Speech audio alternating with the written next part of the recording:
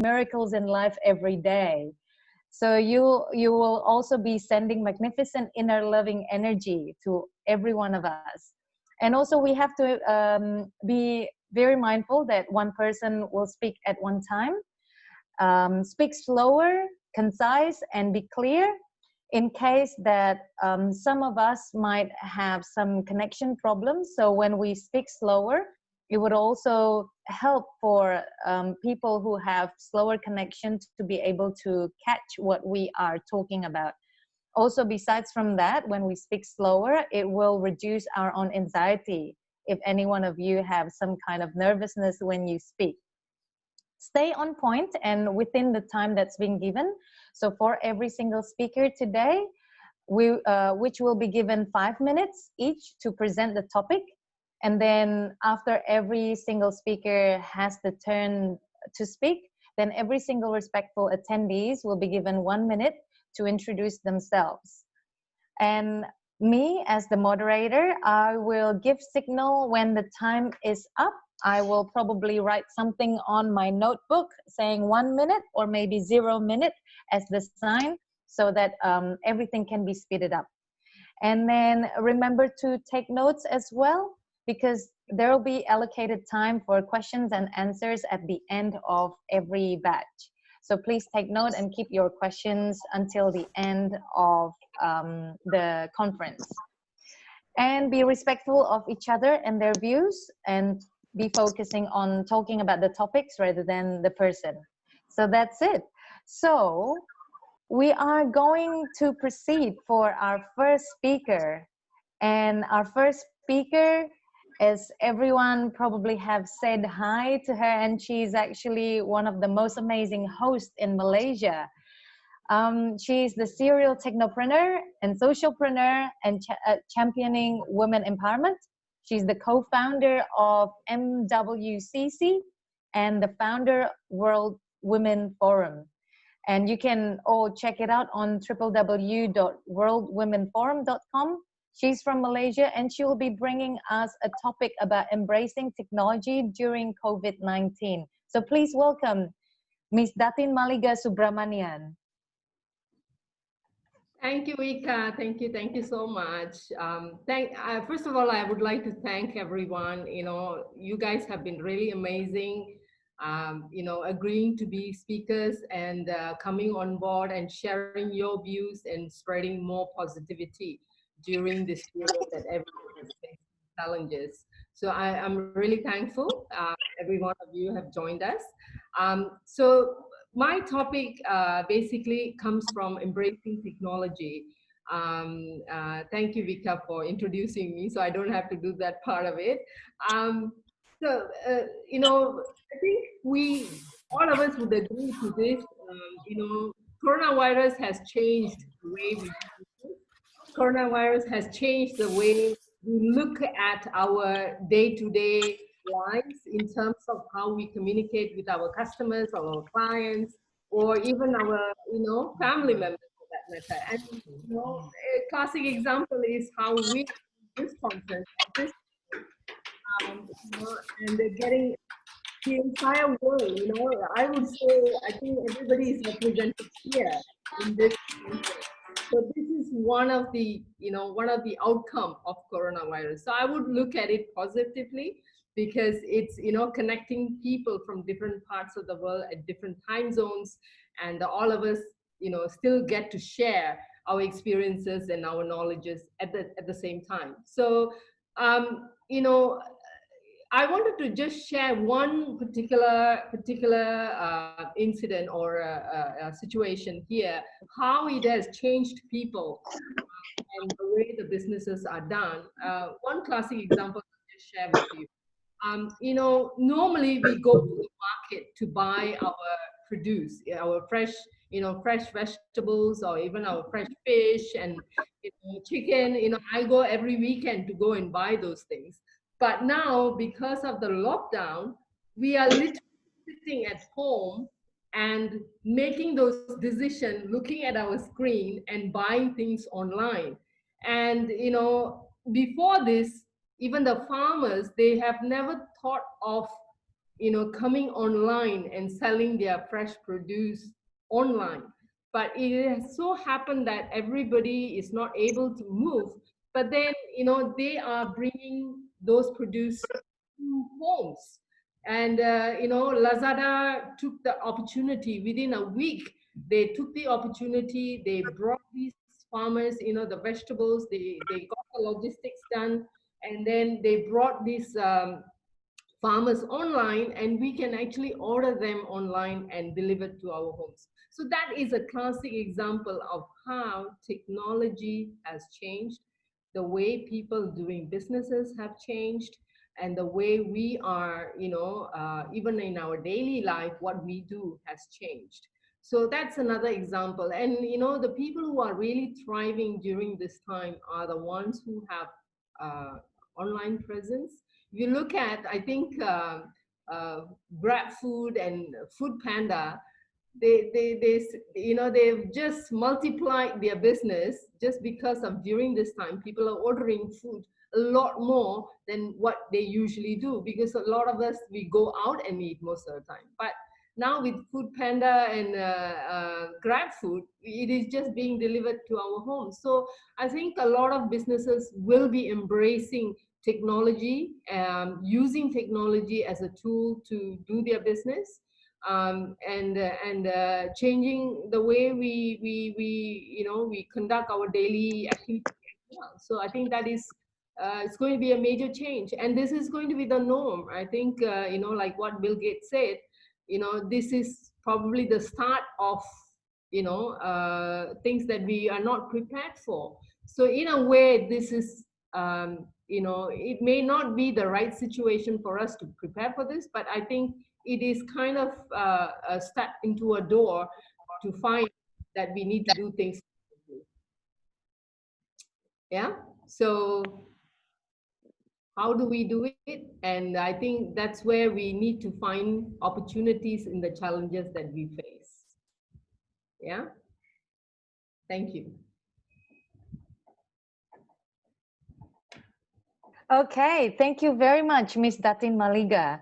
That's amazing how you are reminding every single one of us to embrace the technology during this COVID-19. For whatever the reason is that the situation happens, you remind us just to enjoy the moment where the changes happens and just embrace the changes that we are experiencing right now. And I can take some very good point of view that you put across, is that positively this situation is somehow connecting people from all over the world virtually through technology, but also we all feel like that with this situation we are all on the same boat, don't we? Yeah. So we are very thankful for our next speaker. He is a leading Asia's mobility expert. He's the chair or the head of Indonesia Toll Road Authority. He's the professor of transportation in Gadjah Mada University in Indonesia. So he's from Indonesia, and he will be bringing the topic of physical versus virtual mobility. And how does COVID-19 will be able to bring goods and services closer to our homes, which is very related to what Ms. Datin Maliga has just spoken about. So please welcome Professor Dr. Danang Parikasit. So good evening, everybody, and good morning or good afternoon. I'm very glad to be here. Ayla contacted me several days ago and asking me to join this conference, and I'm very delighted to share some of the experience. You all hear me? Yeah, can all you hear me? Yes, we can hear you. Okay, good. So finally, so that question. Good. So I'm at the moment I'm in charge with the helping the Indonesian government actually to help in formulating a policy for managing the mobility during the COVID-19 crisis. So what I but what I will try to tell everybody here is on the issues that interchangeable between physical and virtual mobility. And I hope by the way I'm saying this, I'm not going to bore you with all the academic and scientific explanation, but I think some of us has already experienced, as previous speaker mentioned, that technology is actually is helping us a lot during the crisis. So I think I'm going to just give you up to date about quick facts about mobility profile during COVID-19. And we witnessed this all over the world, from countries to countries. The extent, I think the trend is similar. First, the demand for tertiary from very low at the moment, such as leisure travels, to moderate, like an education and training services, to increase, which is the upmarket health service. I think people are, many of the middle income to high income people are looking for upmarket health services, especially in the developing countries where you don't have an even health services throughout the country. Secondly, as rightly mentioned by a previous speaker, that there's a lot of transformations going on in the supply chain, from the reliance to a supermarket and department store to direct purchase and online delivery. So it somehow changed our economic landscape. And also it changed the way we do businesses and we do works. And we do also social activities from many places. I also look at the more analytic from Moody, for example.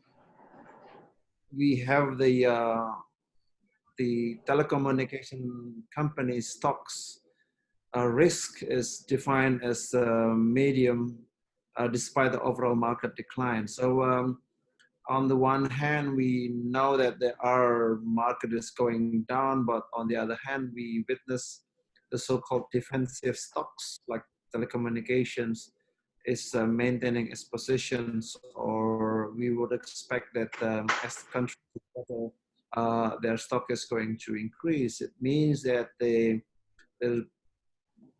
possible gainers and possible losers in the global business. In Indonesia, for example, I manage toll roads throughout Indonesia. And at the moment, the volumes of traffic is declining, reaching the lowest in our history of 50% down compared to the normal situation. So it is, again, a sign that physical mobility is actually declining, whereas we call virtual mobility, like telecommunications, to increase over time. So we will having a what you call a new equilibrium, if you like, on the economy and our economy. So things are changing very rapidly. Is more rapid than the current disruptions created by Uber or Traveloka in Indonesia, or other things like blockchain and cryptocurrency.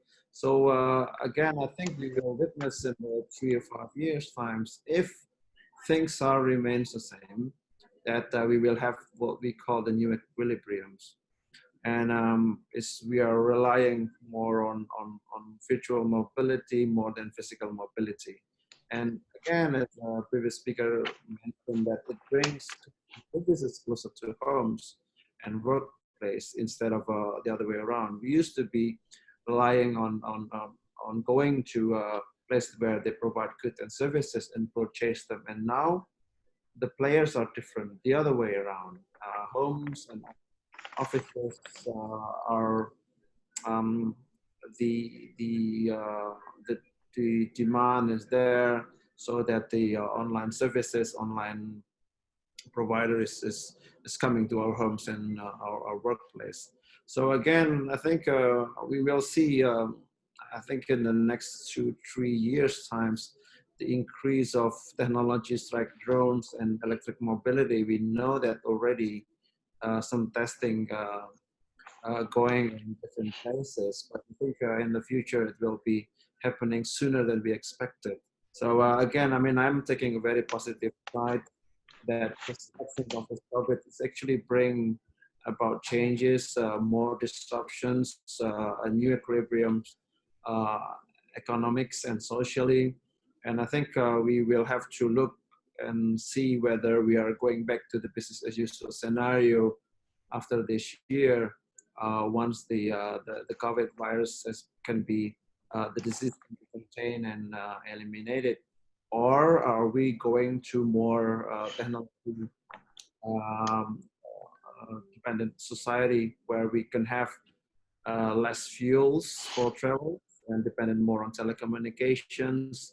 We are going to have a cleaner environment, a greener environment, because we lose less gasolines, and we have a better sensitive climate sensitive situation.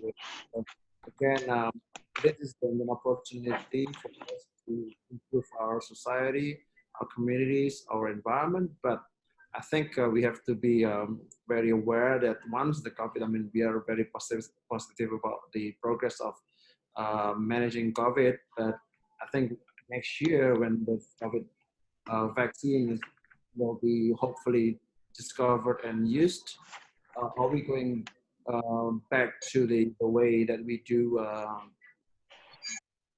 week or last year, or we are going to change the way that we do and creating more telecommunication dependent society. So that's what I think. In fact, ADB is hosting specific events on this next week, and I'll be speaking and moderating this kind of discussion. So I'll back to you. Thanks so much. Assalamualaikum. Walaikum salam. Thank you very much, Professor Danang. A few points that I have pointed out here from what you have shared with us was very, very important. The first thing, just like what Ms. Datin and also what Professor Danang have mentioned, that the technology help us during the crisis. And the second thing is that there will be a change on the economic landscape, which is going to bring the new equilibrium to the economy. And out of the risk that we are facing at the moment, it is the medium of having a lot of positive opportunities. Like, for example, when we have market decline, we will definitely have some stocks that are increasing. And also, as you mentioned, there is traffic, there is a declining 50% in Indonesia alone. And we will definitely, all around the world, we have cleaner environment. And this is the best opportunity for us to embrace our own nature. So thank you very much, Professor Danang. So we will go for our next speaker. She is the regional manager of American Lending Center. She's an American which is an American investment immigration company.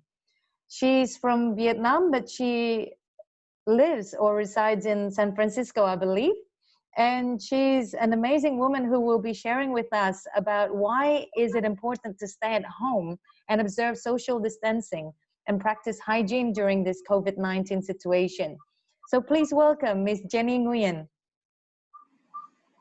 Hi, everyone. I'm Jenny. I lived in America for 12 years, and now I moved back to Vietnam.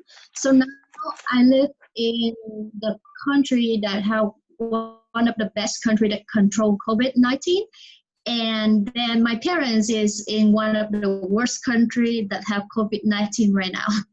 So because I stand between the two countries, so I can understand clearly the importance of social distancing. Vietnam do it very soon. You know, right after China say that the COVID breakdown over there, we stop all the school. no one allowed to go to school from kindergarten to university. And they enforce, they check that temperature when you get into any like company or any public place.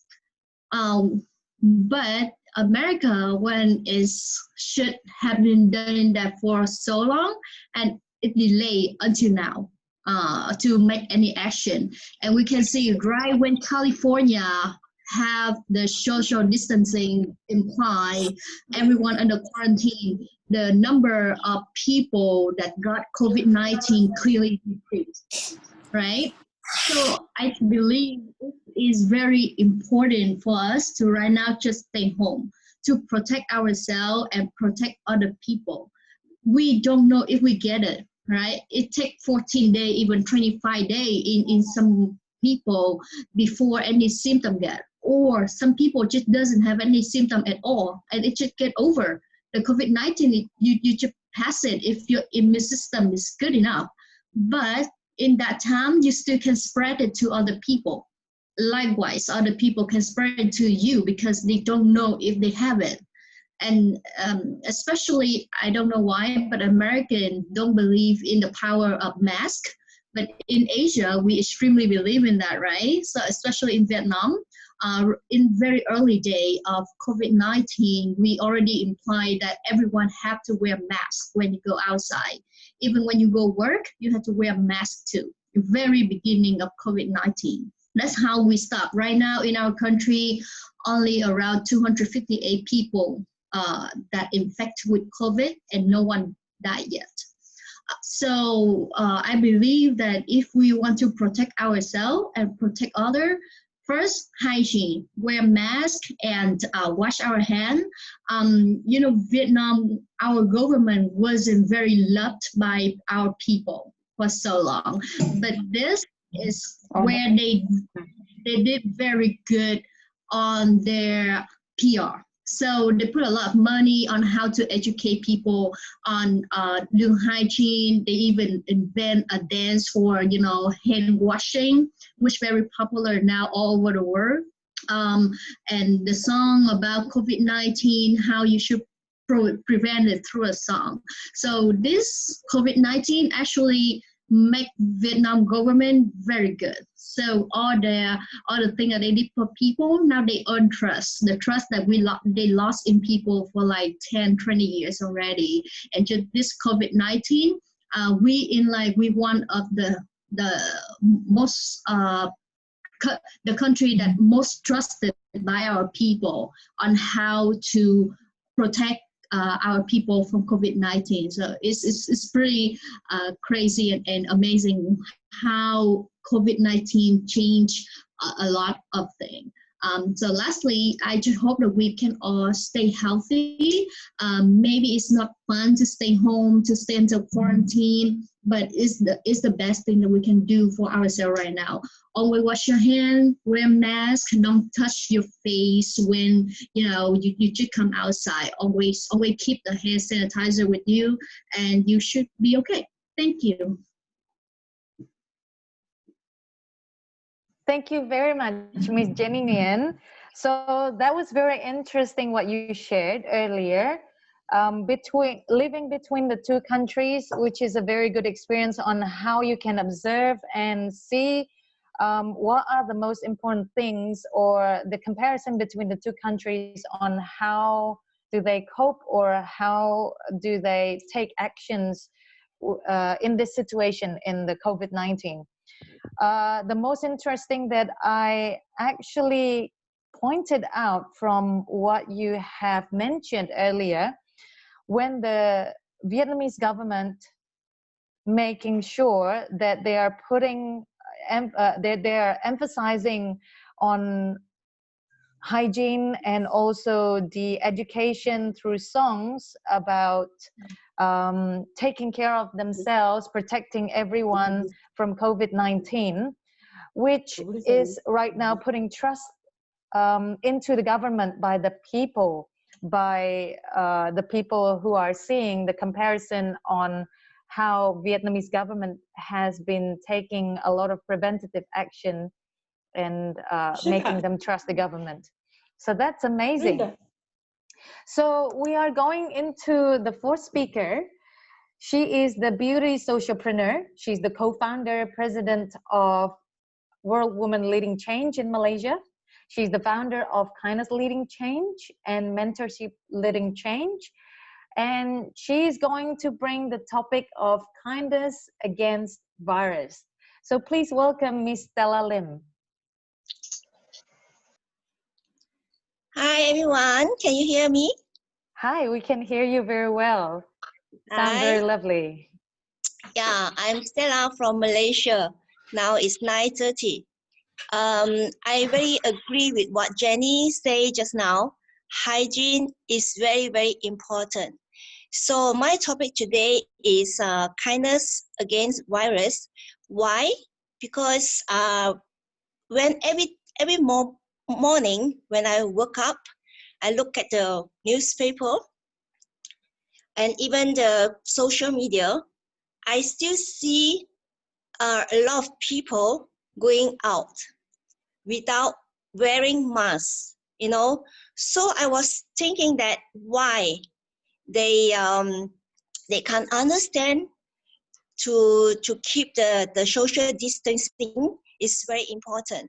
So I try to put myself to their shoes and think why.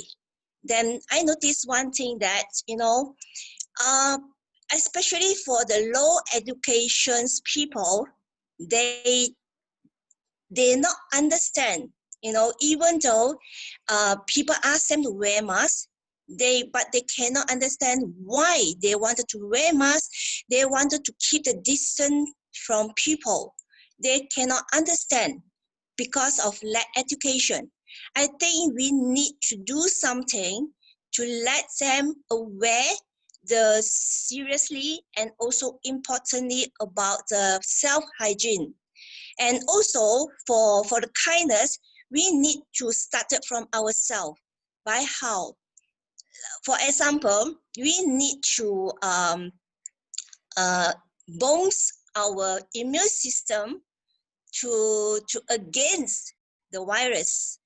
If everyone's take care of themselves, of their health, it's very simple. Even though that we stay at home, we still can do some workout at home, you know, just sweat it out for detoxification, and also take some vitamin to have a healthy body to against the virus. And I think this is very important to everyone. If started to educate, and even though start from ourselves, to let people aware that the hygiene and also how to boost the immune system for ourselves, this is very, very important.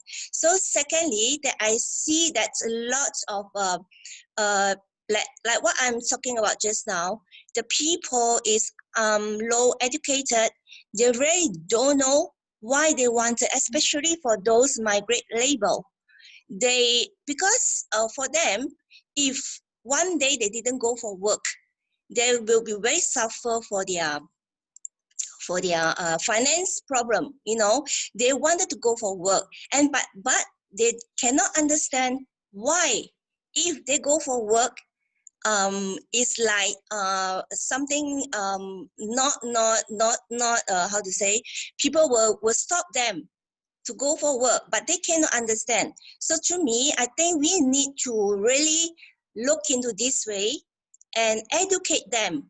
The importantly, why we need to keep the distance from people to against the virus by ours work hand in hand, right? So the third point that I want to mention is charity to really help the poor family.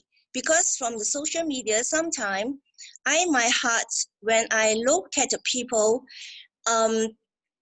in a very poor family, they didn't have even some how to say a food to eat.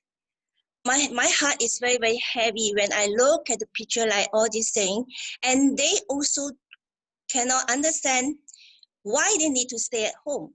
So as mentioned again, we need to, here, I would like to take the opportunity to let everyone know that we work hand in hand to let everyone help them. Thank you so much. Thank you very much, Ms. Stella Lim, for your sharing. There are three main important points that you put across. The first one is the lack of education, which will not help people to understand about the importance of social distancing. And the second one, kindness always starts from ourselves, and it doesn't have to be through giving. It can be just by taking care of ourselves, making sure that we are all healthy, which will be making sure that if every single one of us is healthy, which means it will help the whole community to be very, very healthy. And the last one is that charity helps the poorer family, especially for the ones who are working and earning daily for their own dollars every single day. It helps them to stay at home as well if they still have enough money to feed the family. So that's the three main points from Ms. Stella Lim. And we are going to the fifth speaker, and she is the former president of Sabah Women Entrepreneurs. She's the president of AMSPA, and she's from Malaysia. She'll be talking about the spa industry and in the correlations with COVID-19. So please welcome Ms. Datin Janet Tembakau. Hi, everyone. Can you hear me? Hi, we all can hear you very well. Beautiful voice. Thank you. Yeah, thank you. Thank you. Right. Okay. First of all, thank you for inviting me to this forum, especially to Datin Maliga, who has invited me. I'm very happy to share with everybody our own personal insight. Let me introduce myself. As you know, my name is Janet Tembakau, and I am the co-founder of Jari Jari Spa, and a award-winning spa. Hello. I think there's a distraction there. Sorry. So back again, I'm the co-founder of Jari Jari Spa, and award-winning spa and training academy in Malaysia. Currently, I'm the president of the Association of Malaysia Spa, a national spa which recognizes the voice of wellness in the Malaysia spa industry.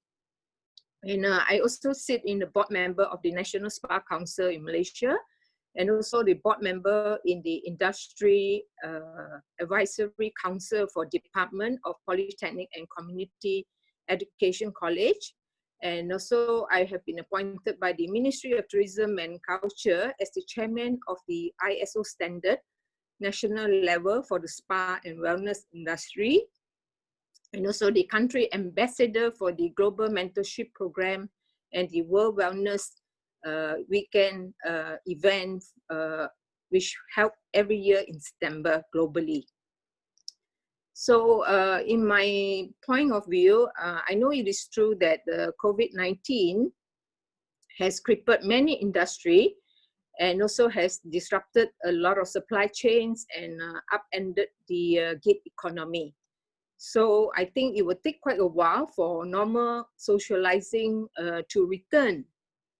So personally, I do not see that coming back until such time people will gain confidence that they can have a hold on the virus and that we can resume normal socializing and normal travel.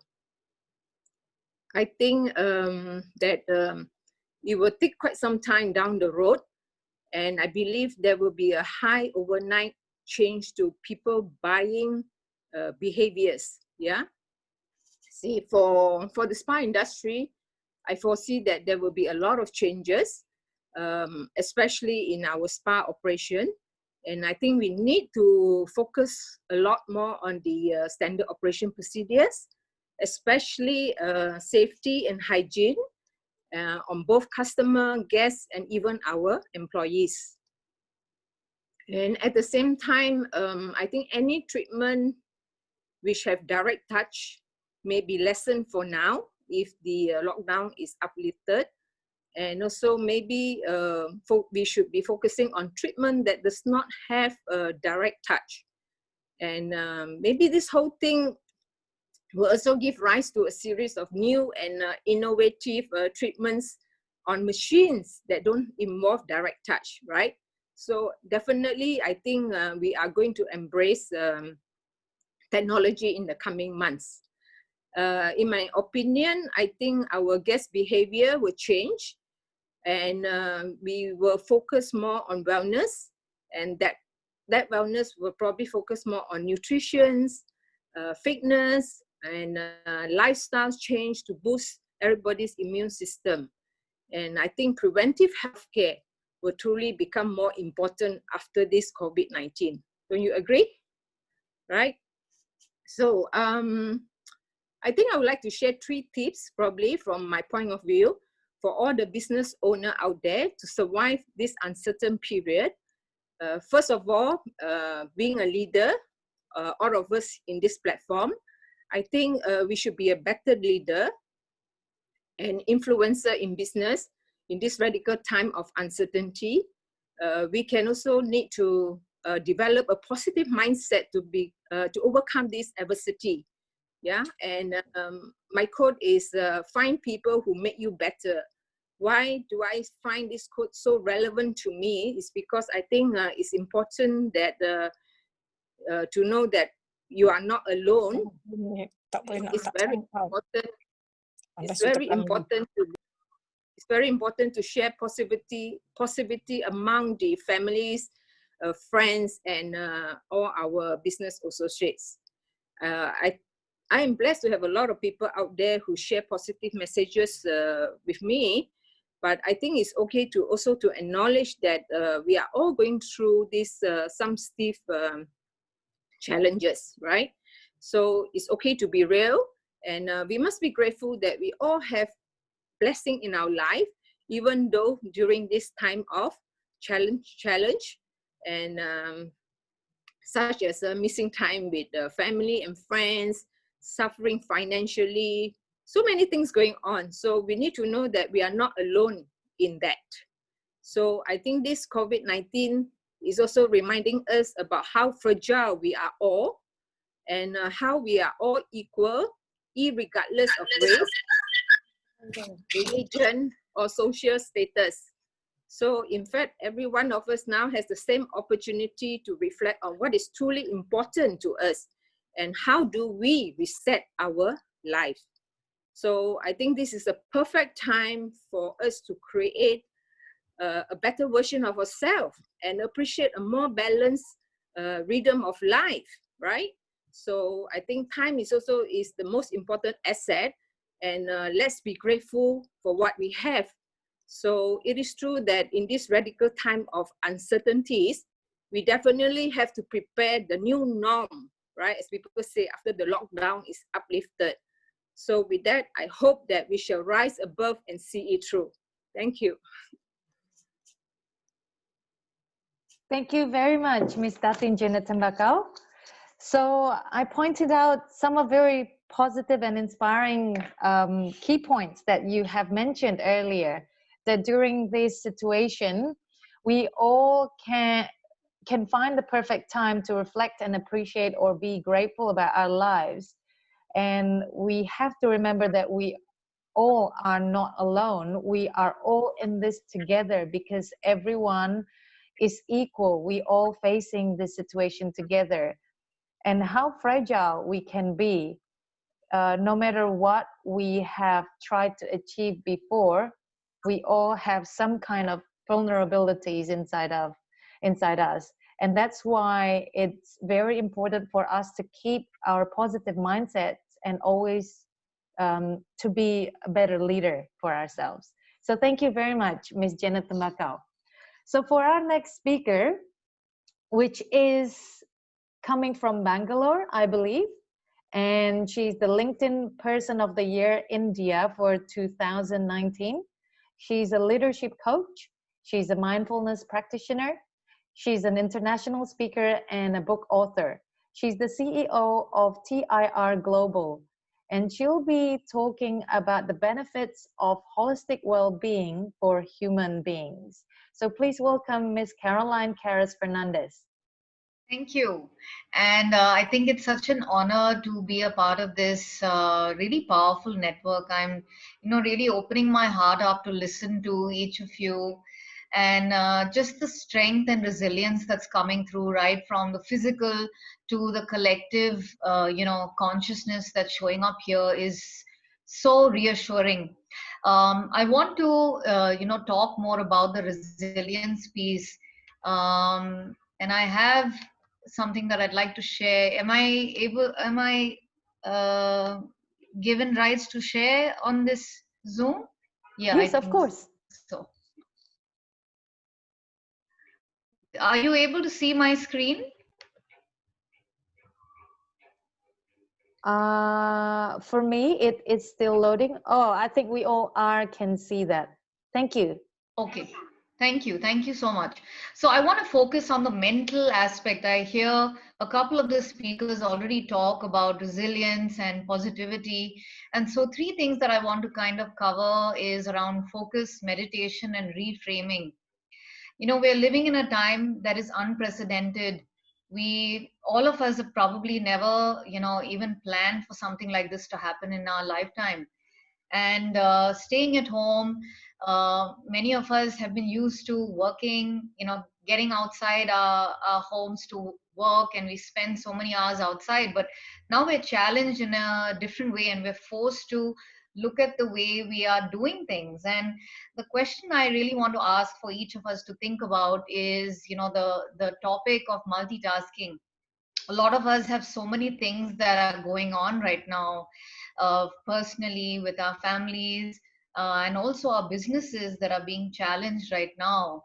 And the whole aspect of multitasking actually has a downside to it, because when you look at someone who is normal, to someone doing recreational drugs, and someone who's lost a night's sleep, continuously multitasking actually has a negative impact on your cognitive abilities, but also in time it tends to shrink the brain size as well.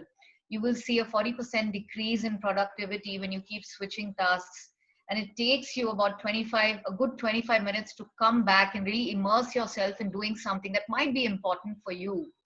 So a few micro steps, and these are just tweaks that all of us can think about, is to let people know when you're doing something important, to probably switch our phones off. Many of us have what is called FOMO.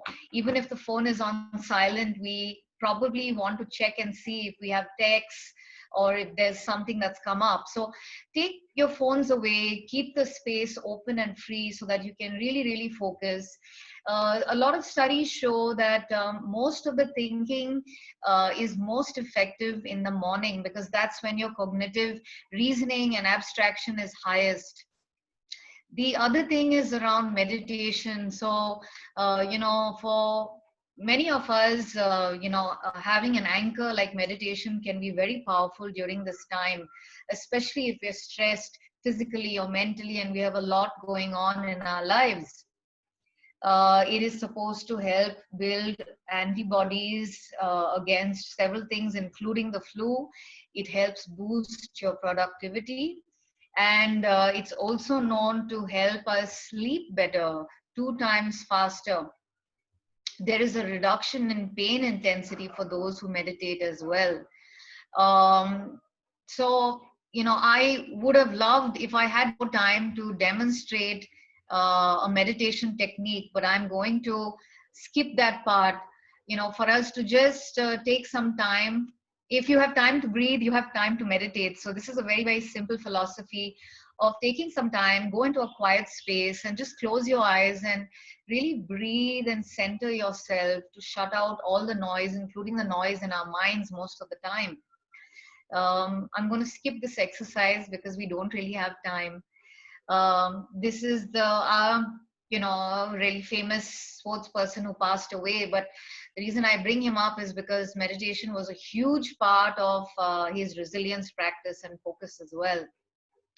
So some micro steps around meditation are, if you can try in the morning and towards the night, a 3 to 5 minute meditation, deep breathing to help center you. The next time you are going through a stressful situation, take a few deep breaths before you actually say something to allow you to step back from the situation. You can even increase the amount of time that you meditate for better benefits. Steve Jobs also was a huge advocate of meditation, and he talks about how, you know, you can really slow your mind down from the chaos that's going on, especially during times like this. And then the last one that I want to share is really about reframing. I know that a couple of the powerful speakers out here did talk about this, and I think this is a very, very powerful way to, you know, as we have the space to respond in a different way instead of getting sucked into a story, practicing awe and wonder. You know, there's a study that reveals how astronauts, when they leave planet Earth and they turn back to look at the planet, they experience something, view effect, which is very powerful. It's a sense of awe and wonder. And I'm introducing this as an idea. Can we use this during our days, like the way children are, to just be in awe of the little things that we can be thankful for? Um, this power of reframing is supposed to be 31% more effective and to help our productivity, to change our state of being. Viktor Frankl, the Holocaust survivor who came up with logotherapy after that, who survived it, says that, you know, we might not be able to change our situation, but the attitude, the way we look at our situation can actually have a huge, deep, positive impact on the way we start to see it and the way we start to respond. Find something positive that you can be thankful for. Take a look at this picture. So, you know, there was a study that was conducted where a cohort was taken to look at a picture, and then they were asked, what do you see? Some people said they see the rain, they see wet roads, they see a slowing down of traffic, whereas other people highlighted the lights and the openness and the sense of freshness around. So I'm seeing something on chat. Okay, all right, thank you so much. So just, you know, we're all looking at this picture right now, but it can be so powerful to be able to change perspective on the way we see this picture and what we see. That's the power of our thoughts, and redirecting our focus in a way that can change the way we experience our experiences. So a couple of micro steps around this third part is, at the end of each day, maybe take one stressful moment from the day and reflect on how you could have looked at this and how you could have shown up during that experience. At least once a day, try reframing a situation within the moment as well. This can be really powerful, especially if, you know, you're losing your temper, you're feeling frustrated, you want to take it out on someone, and then maybe feel bad about it later. So just stepping back and reframing challenging and stressful situations even ahead of time. I really love this quote by Rumi: live life as if everything is rigged in your favor.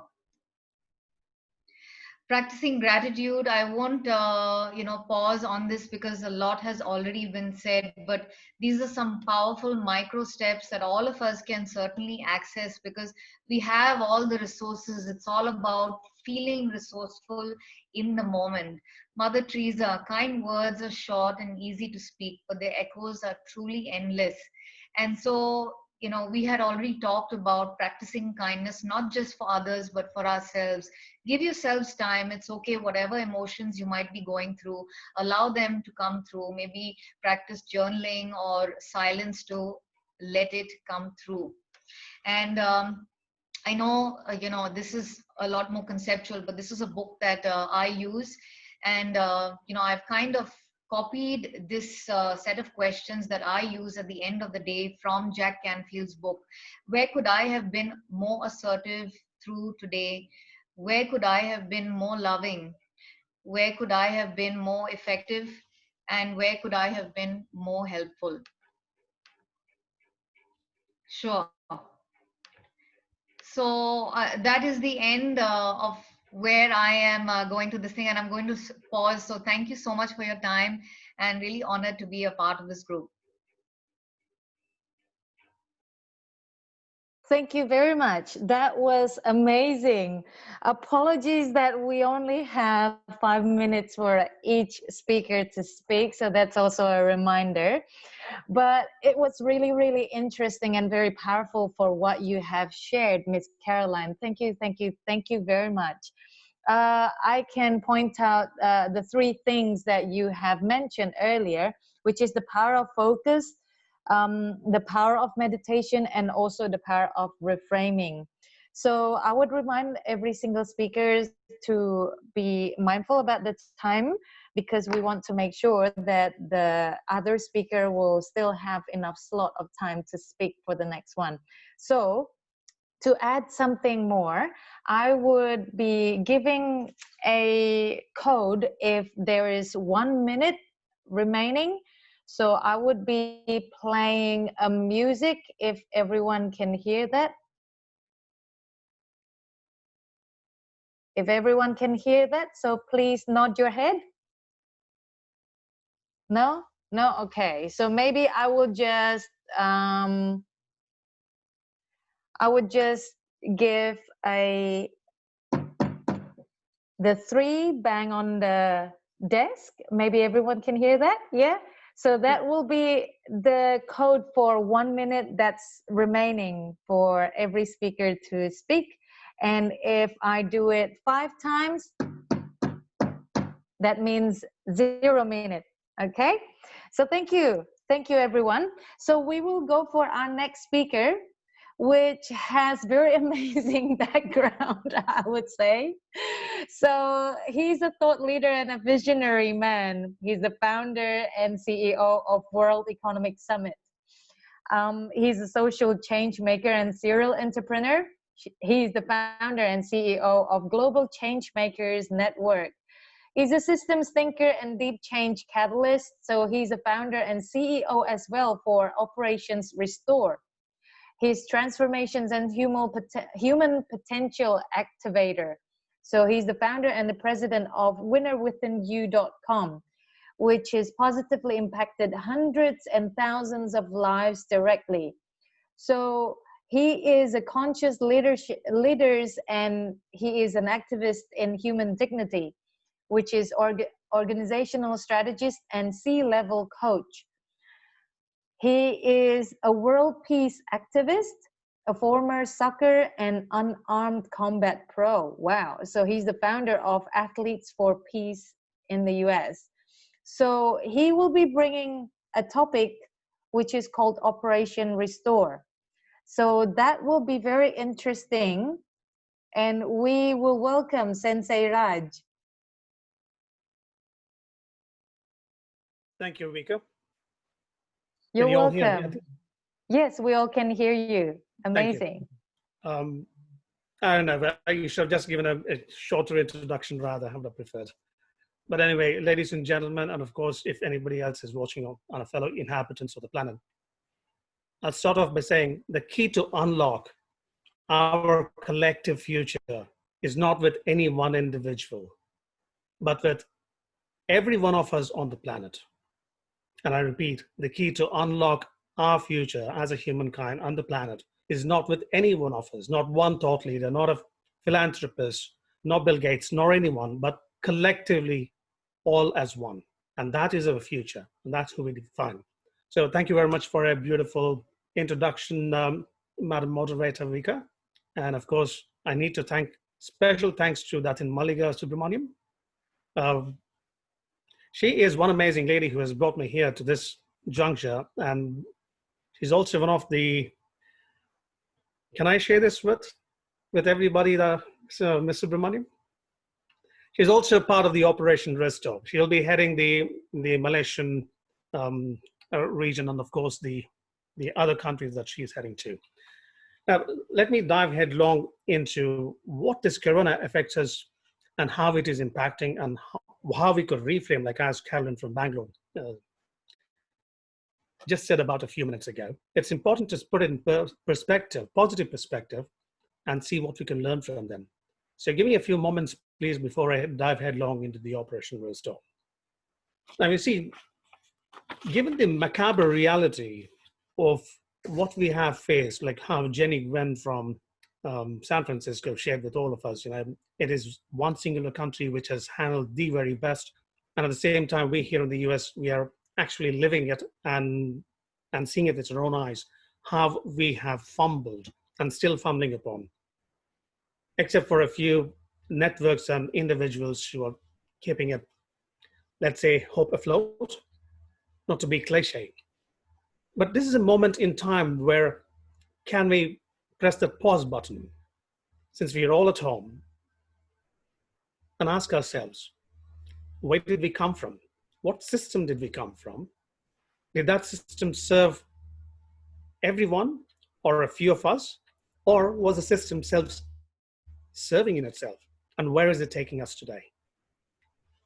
These are certain questions which are deep reflecting, because you cannot bring about deep change in the system without having an individual change within our own thoughts, because the thoughts are what manifests into intentions, and intentions are the key to manifest outward reality.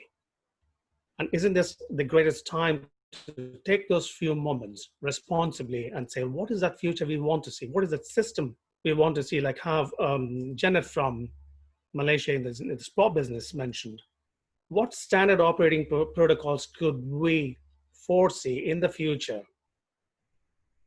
Isn't that the key? Like, for instance, Professor Danan from the Toll Authority, if I'm not mistaken, suggested the stocks have taken a headlong dive, but the risks are medium.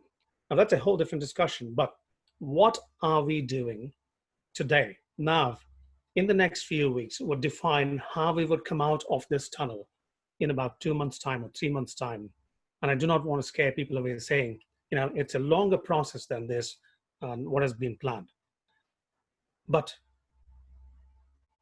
collective consciousness do play in myriad different ways. And those myriad different ways are each one of us gathered here, and who we can all come together to catalyze those pathways for us to find and how we could work in unison. And that, we look forward to collaboration. And collaboration is the key, be it in thought leadership, be it in action, like how Dr. Stella mentioned. Can we practice kindness? Kindness and charity for those economically challenged, the small businesses, the daily wage workers. And not just that, even in the macro perspective of the economies who are so reliant on the manufacture and supply base, the commodities export base. These are the ones who are actually impacted. And that trickles down to every one of us. This is what brought us to a point wherein it made us wonder, what is happening to supply chains? How it's monopolized, how it's disrupted, fragmented. And it was not a very, very rosy picture until about 2 weeks ago. So a few individuals, concerned individuals from all over the world, we gathered, virtually of course, and said, look, this is the expertise we bring to the table. Someone has connections to the airline, someone knows how to procure commodities, because their business, family business, was into commodity trading or oil trading precisely. And we said, look, how can we move away from your fossil fuel trading to set up your connections and networks and activate them to supply those critical supplies needed in the fragmented supply chain here in the US and the EU. And that resulted in putting our thinking hats together and forming the Operation Restore. So the Operation Restore, to define what we do and what its vision is, its strategic vision is to redefine the existing supply chain mechanism globally and regionally, and tactically to reestablish the fragmented supply chain today, particularly in respect of the COVID-19, to combat it. Just to give you a few insights into this, we're working about 18 to 20 hours a day, each and every one of us. I particularly have spent about 25 hours in the last week to sleep. Well, I could draw very much from what Caroline says from Bangalore. actually practices in how we could exponentially utilize time and cut down on our unwanted distractions. So we came together to establish the supply chain from China, which is majority of it, but we are in touch with Vietnam as well. Hats off to Vietnam, how they have combated the COVID-19 situation. 256 cases and not a single death in the country speaks volume, as against a country here with 325 million plus, and we already have overshot 500,000, I think 600,000 or more today, and about 23,000 deaths in the United States. It's a macabre reality, yes, but at the same time, the positive aspect of that is each and every one of us here have a responsibility. If we ask ourselves, what is it that we can do today? What is it that we can do now to make an impact on millions of people? Can I go around and help other people? Can I pick up a phone and call somebody who I know can help 100 different people? In our group, we did one aspect of it. Each and every one of us, I'm a Boy Scout when I was a boy, young little kid, President Scout to be precise, and do one good turn a day. So I called up my classmates. And I called up I'm from St. Joseph, so we called, Joseph outside the code as affiliate labor. And I made it a point to call one of them and say, hey, can you pick up the phone and call 10 of our classmates who I have lost contact with, and let's mobilize from our alumni association. What can we do? It resulted in running 200 kitchens in Bangalore and other cities.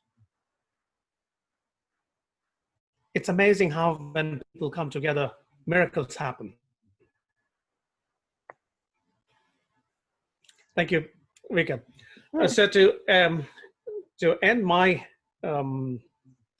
little lecture here, because that's what I felt, I would rather more interact. I'm more of a panelist in interaction mode. I would say, what can we do today? What can we do now to make a positive impact, to put a smile on another face? And that would define the reality of what we can do in the future. Thank you. Stay amazing. Wow, thank you very much for that provoking question that you actually put across as well. What can we do today to make ourselves and others to smile? And I point out some of the most amazing things when you were bringing up about whatever that we have in our thoughts, it becomes our intentions. And our intentions is the thing that manifests into our reality. And in the next few weeks, what we do is the thing that will define what's going to happen when the situation goes back to normal or when the situation ends. So that's amazing. Very, very provoking questions. So I would like to invite for our next speaker. He is the mayor of Valdieri municipality, the city below an Italian Alpine mountains, I believe. And he's Italian youngest mayor in history and the founder of Fortuno. So he comes from Italy. His name is Mr. Giacomo Gaiotti. I'm very sorry for my pronunciation, everyone. I'm not very familiar with Italian names, so please welcome Mr. Giacomo Gaiotti. Thank you very much. No, you say the name in the right. You say it right. Okay. My name is Giacomo Luigi Gaiotti. I come from Italy. I'm an architect, and from 2016, I'm the mayor of Valdieri, it's a municipality in the Alpine mountain near Milan. And we approached the COVID till 1 month and a half, and things changed a lot, and people here died like flies, and all the hospital and all the government was upset to run this emergency. But what I can say now, after 1 month and 1 month and a half, is that people changed their mentality and they stayed home. The hospitals organized themselves to make structure for COVID-19 and for other people to run the normal surgery, and everything is going well right now. I want to focus my speech on particularly because we live in Alpine mountains, and we don't live in the big city of Italy. So there's a gap between our small municipality and Milan, Turin, Rome. And the problem is that the digital divide couldn't allow all people to access to internet. So this is something that our government, but I think the government all over the world need to fix, because we are a collective. So we need to share the same problems. And I want to say this because if we want to be leaders that would have a social impact, we need to think about our community. So in this time, one of the best things we can do is allow people to have access to information and to sell and to grow their startup. I think that this thing is very disruptive, but at the same time, allow people to manage their knowledge to internet, because all over the world, people are talking about technology or working in technology, but a few of them could manage the knowledge to work with it. So it's time to spread all over the world the possibility to connect people and make bridges between the rural areas and the cities area. So in that case, we allow people to maybe live in rural areas and work from there, where life is better than, is less polluted than a big city. So it's we have the time and we have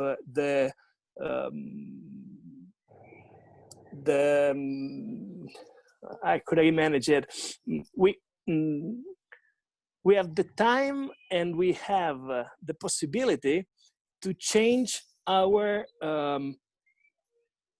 life in our city. So what I wanted to say is this, that till January we live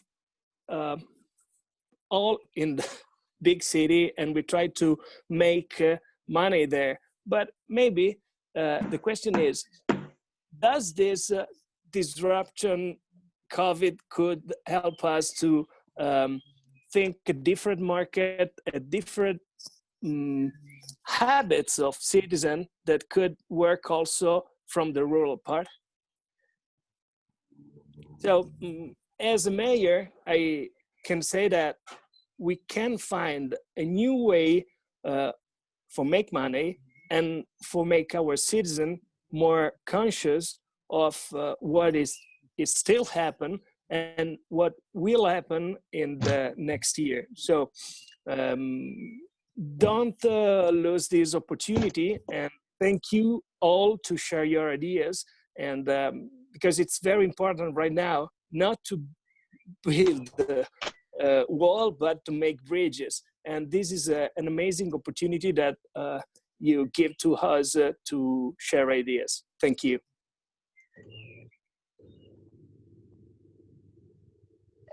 Thank you very much, Mr. Giacomo.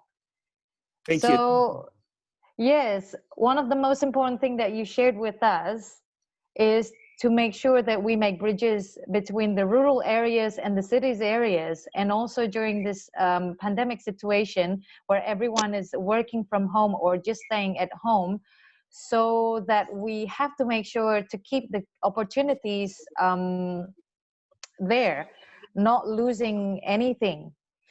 Yes.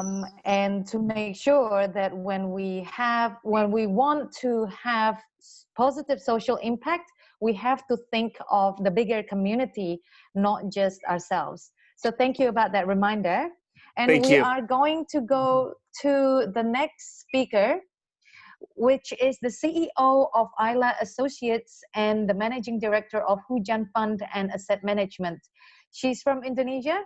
She has very cool hair to me. She will be bringing a topic about social value of company. So please welcome Miss Julastina. Hi, everybody. Good afternoon Hi. and good evening. My sharing will be quite short. My name is Julastina. I'm Group CEO of Ayla Associates, a group of real estate consultant and investment group. Let me share about my background. I had 20 years experience in mineral and resources sector. When I was working in one of Indonesian biggest conglomerate energy company, Medco Energy and Frakindo Group in Indonesia.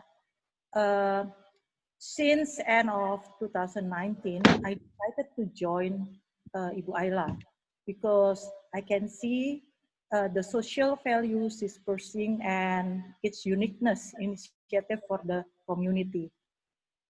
We are operating in 7 regions, UK, in London, in USA, Texas, Russia, India, Singapore, Vietnam, and Indonesia. And coming will be Dubai and Germany. Currently, we also have a satellite technology to see 100 kilometers below surface of land and sea. And we have initiated this video conference, which we are in trial from EdTech, our technology, advanced technology, led by our partner, Madam Devi.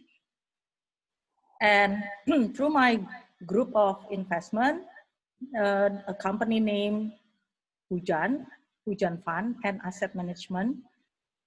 Currently, we are leading in total of around 100 billion investment and fundraise with Indonesian and Brazil government for infrastructure.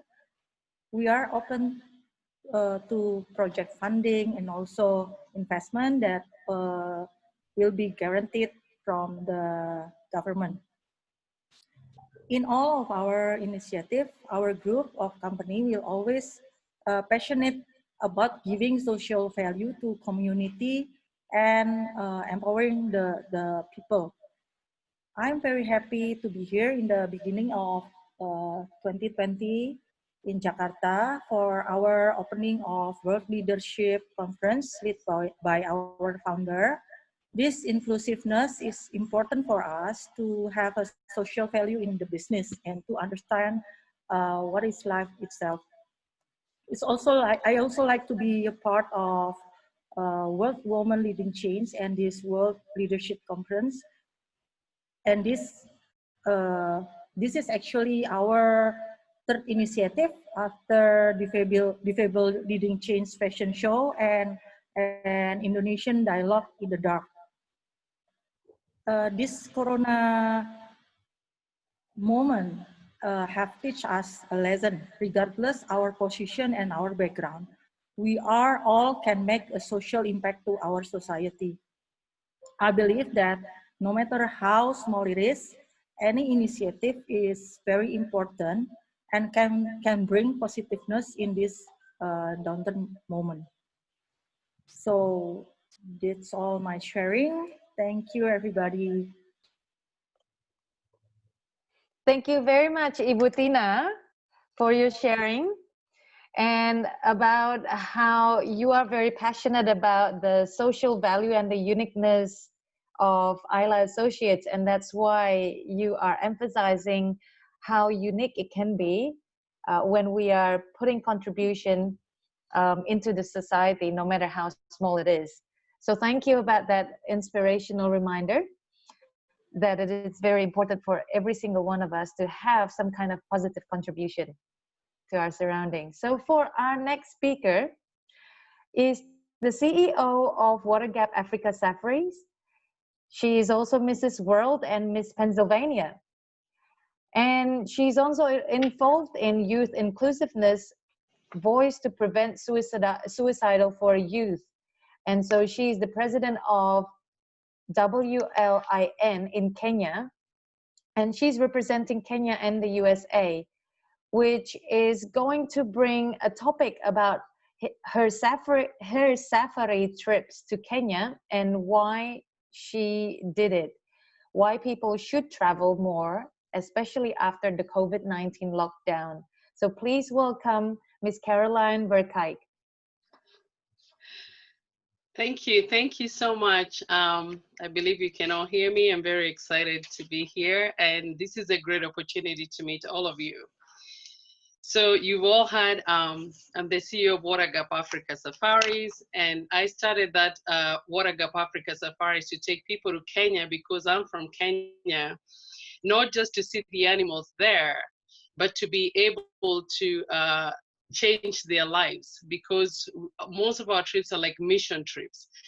When I was like 20 years old, my first job was in the tour industry. We worked with big companies. We took a lot of people to Kenya. And I saw us picking them from the airport, taking them to 5-star hotels. They see the animals, they go back. I wanted to do it differently. I believe in creating memories. That's why our company's name is Water Gap Africa Safaris, because we provide clean water to the people there. But also our bullet line is, we create memories that last long after you put your camera down. Because I believe in taking people there to create, first of all, a legacy for them, and next, memories that I know that will last them a lifetime. So when we take people there, we take you for tea picking, so you get to know the value of the dollar. We take you to the local people there. We take you to the local markets. We take people to most of the remote villages there. And with my other organization that I have called The Voice of Our Child, I started that because I have a child who suffers from depression. And I know firsthand as a mother just how these kids suffer and how they feel so hopeless sometimes. So I created this organization where I go around the world talking about depression, which is real. Depression and mental illness is a real thing, even for the adults. It's something that has such a stigma that nobody wants to talk about it, because we are also afraid that people will think that you're a crazy person. But I wanted to do these talks to remove the stigma of mental illness, educate these kids and mentor them from when they're 6 years old to when they're 17.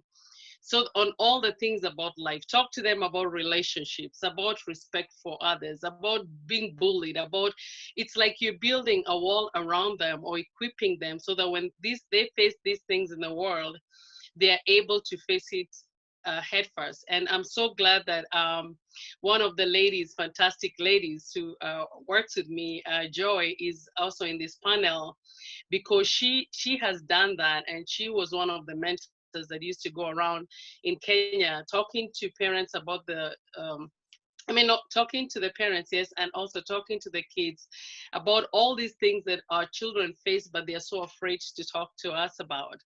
And so with this mentorship, we know that our children will be so equipped for what life throws at them.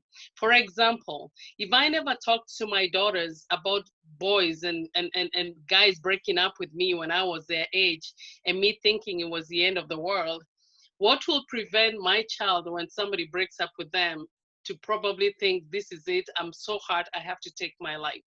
But when you talk to our children about the things that we faced as adults, situations where we were bullied, they will understand that these are also hurdles that they can get over.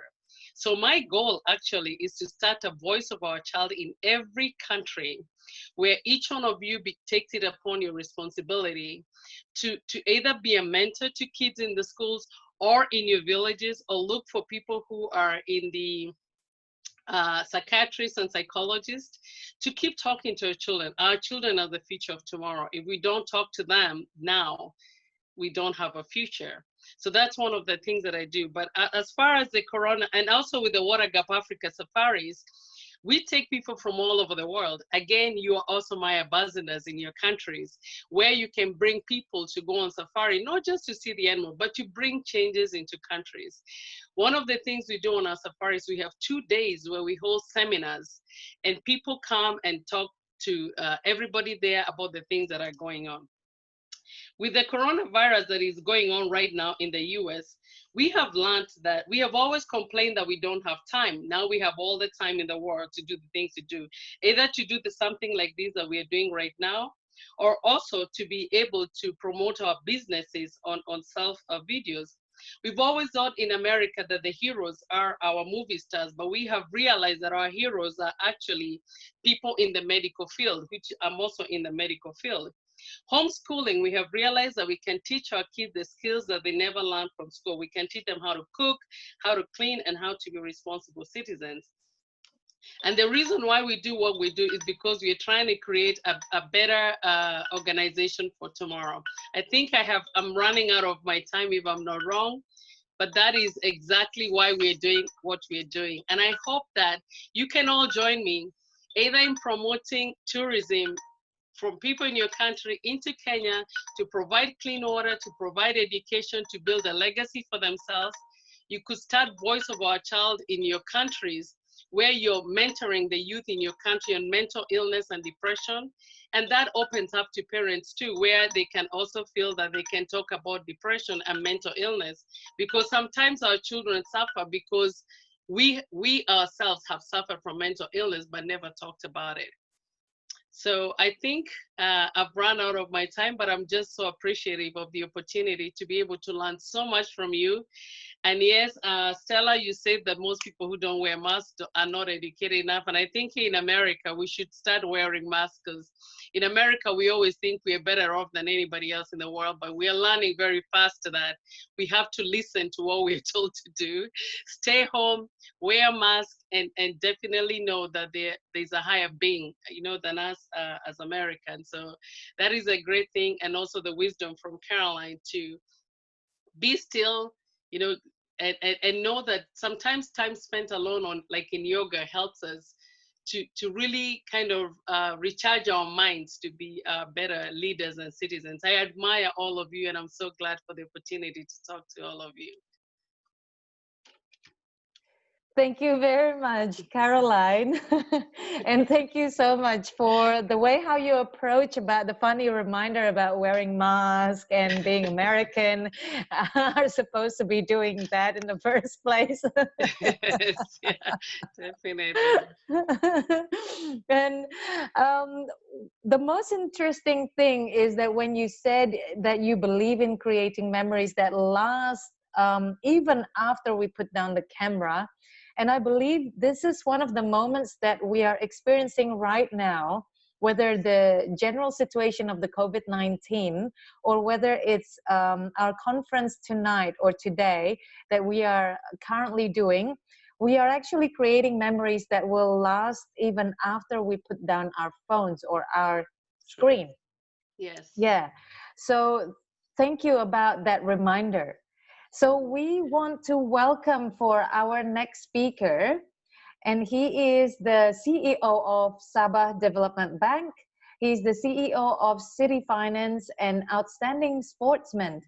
He is an entrepreneur, he's an international speaker and author. So he comes from Malaysia with a topic about difficulties should make us better. So please welcome Mr. Ong Hock Siu.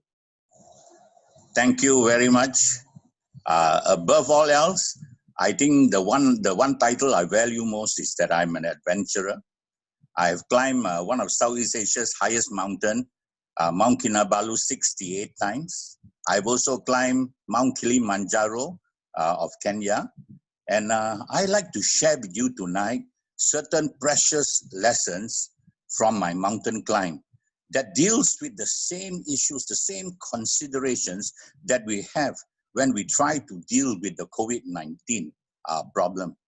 You know, on the mountain climb, I want to use 5 words to describe, you know, what is so important for us to carry success, to stand at the summit of high mountains. All 5 words begin with S. The first word is sight. You know, when we stand before Mount Kinabalu and we look at it, that huge granite rock in front of us, actually you get very scared of it. You know, but if you come with such a fear, you will never ever climb that mountain. And it's the same with COVID-19. You know, so many people are terrified of the prospect of, you know, the elements of COVID-19 spreading out to them. I want to tell you, we have to come and look at this problem and say, we will overcome this. We will stand at the top of that summit. That's the first word, sight. Don't let it discourage us. The second word is safety. You know, whenever we climb mountains as a team, it is really our responsibility to never compromise the safety of others. So all of us are bound by a code that says we will keep the entire team safe. In the COVID-19 mountain, it's the same issue. We have to help to keep everyone safe. We have to wear a mask, we have to, you know, practice social distancing, and then we have to wash our hands and so on and so forth. That is a cardinal principle of really climbing mountains. The third word is the word support. You know, in climbing a mountain as a team, we always go out of our way to ensure that we help each other. You know, we will really go beyond the call of normal duties. And the strong ones will always help the weaker ones. The ones who are capable will always help the ones who are not so capable. And it's the same in the COVID-19 situation. You know, the call is for those of us who are really blessed with influence, who are blessed with wealth, to reach out and help the less privileged in the community that we live in. And this is a very important call, because when we work together like this, things start to happen. And it's powerful when such things happen. The fourth word that I like to leave with all of you is the word strength. You know, it also begins with S. This is, you know, a call to be enabled. It is a call to be empowered. You know, when we climb a mountain, we are always prepared for the difficulties. When the difficulties come, we don't stand there looking at the difficulties. We really are prepared to overcome every single difficulty that comes our way. And it's the same for COVID. You know, we must help each other to prepare for the difficulties that come. It's not only about a sickness. It's also about an economic issue. It's also about finance. It's also about livelihood. And when we can really empower people, when we create this strength of character, and in the mountain, we always do that. And those who look at the mountain, well, when they have this strength within them, they always surmount the difficulties. And the last word I like to leave is the word spirit. You know, this is really a description of who we really are.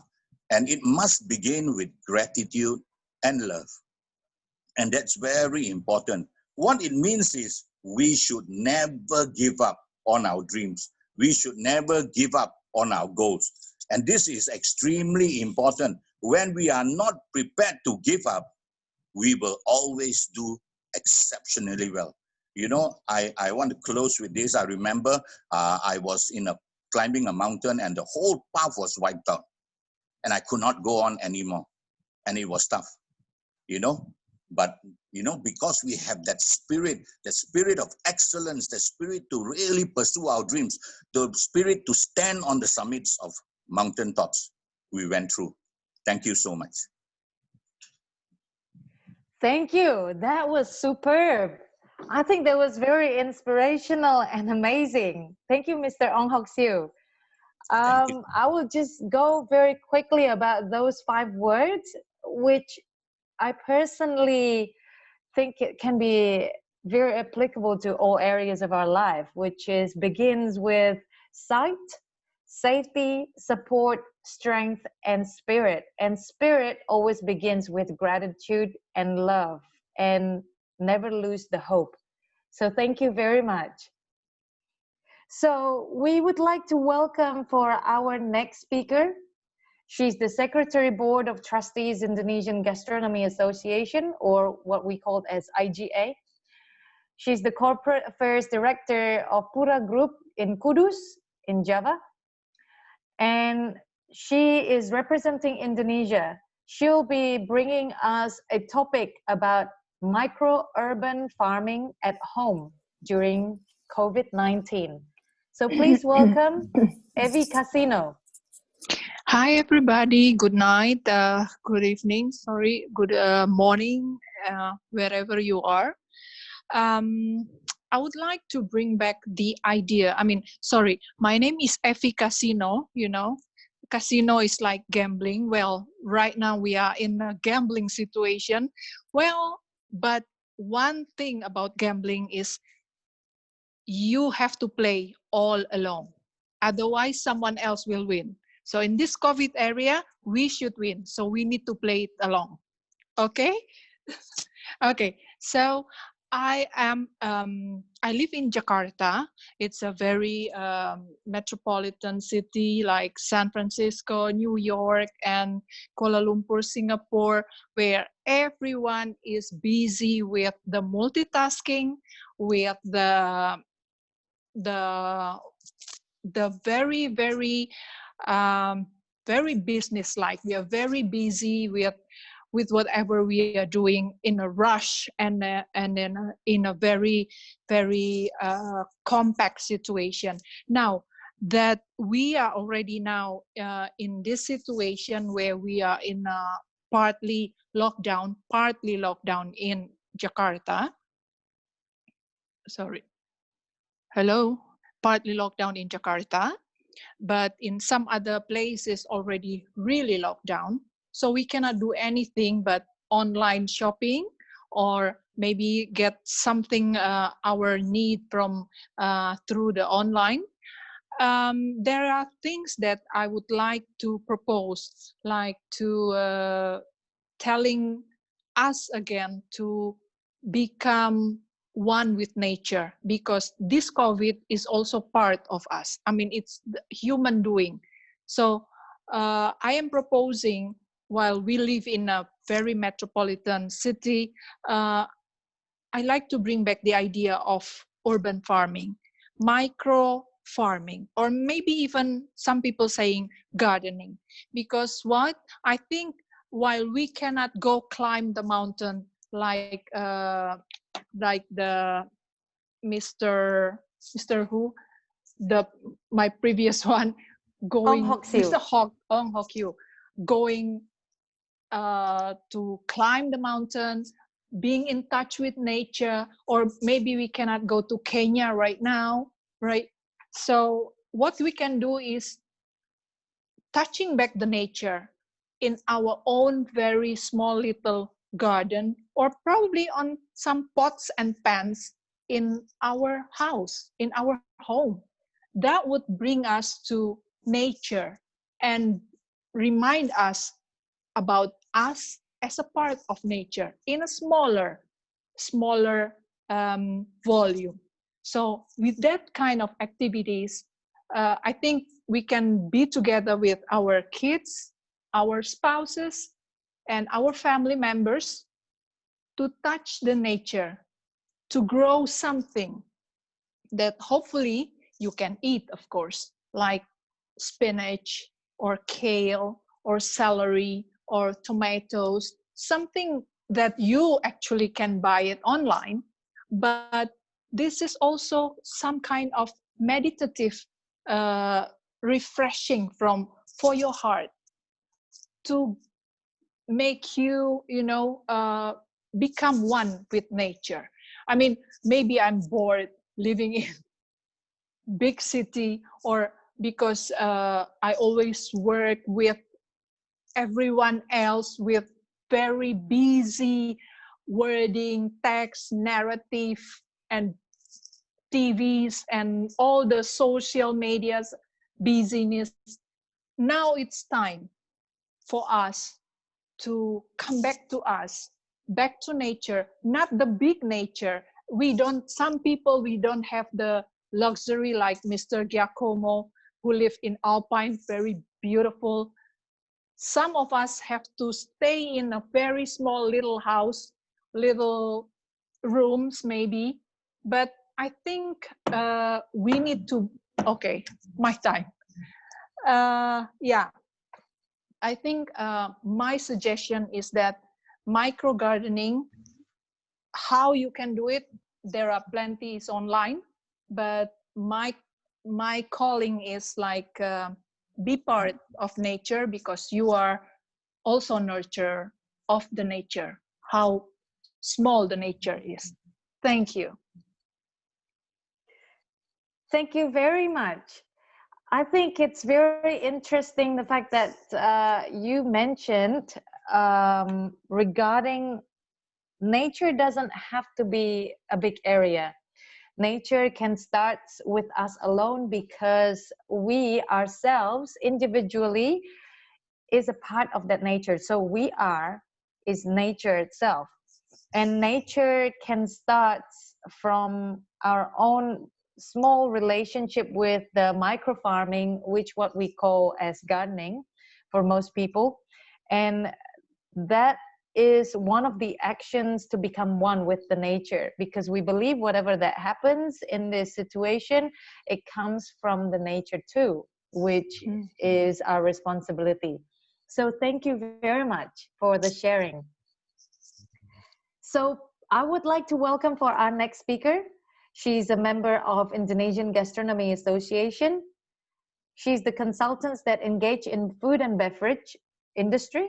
Her clients are most likely restaurants in dire need of restoration, and also newbie restaurants that benefit from her food and beverage knowledge and expertise.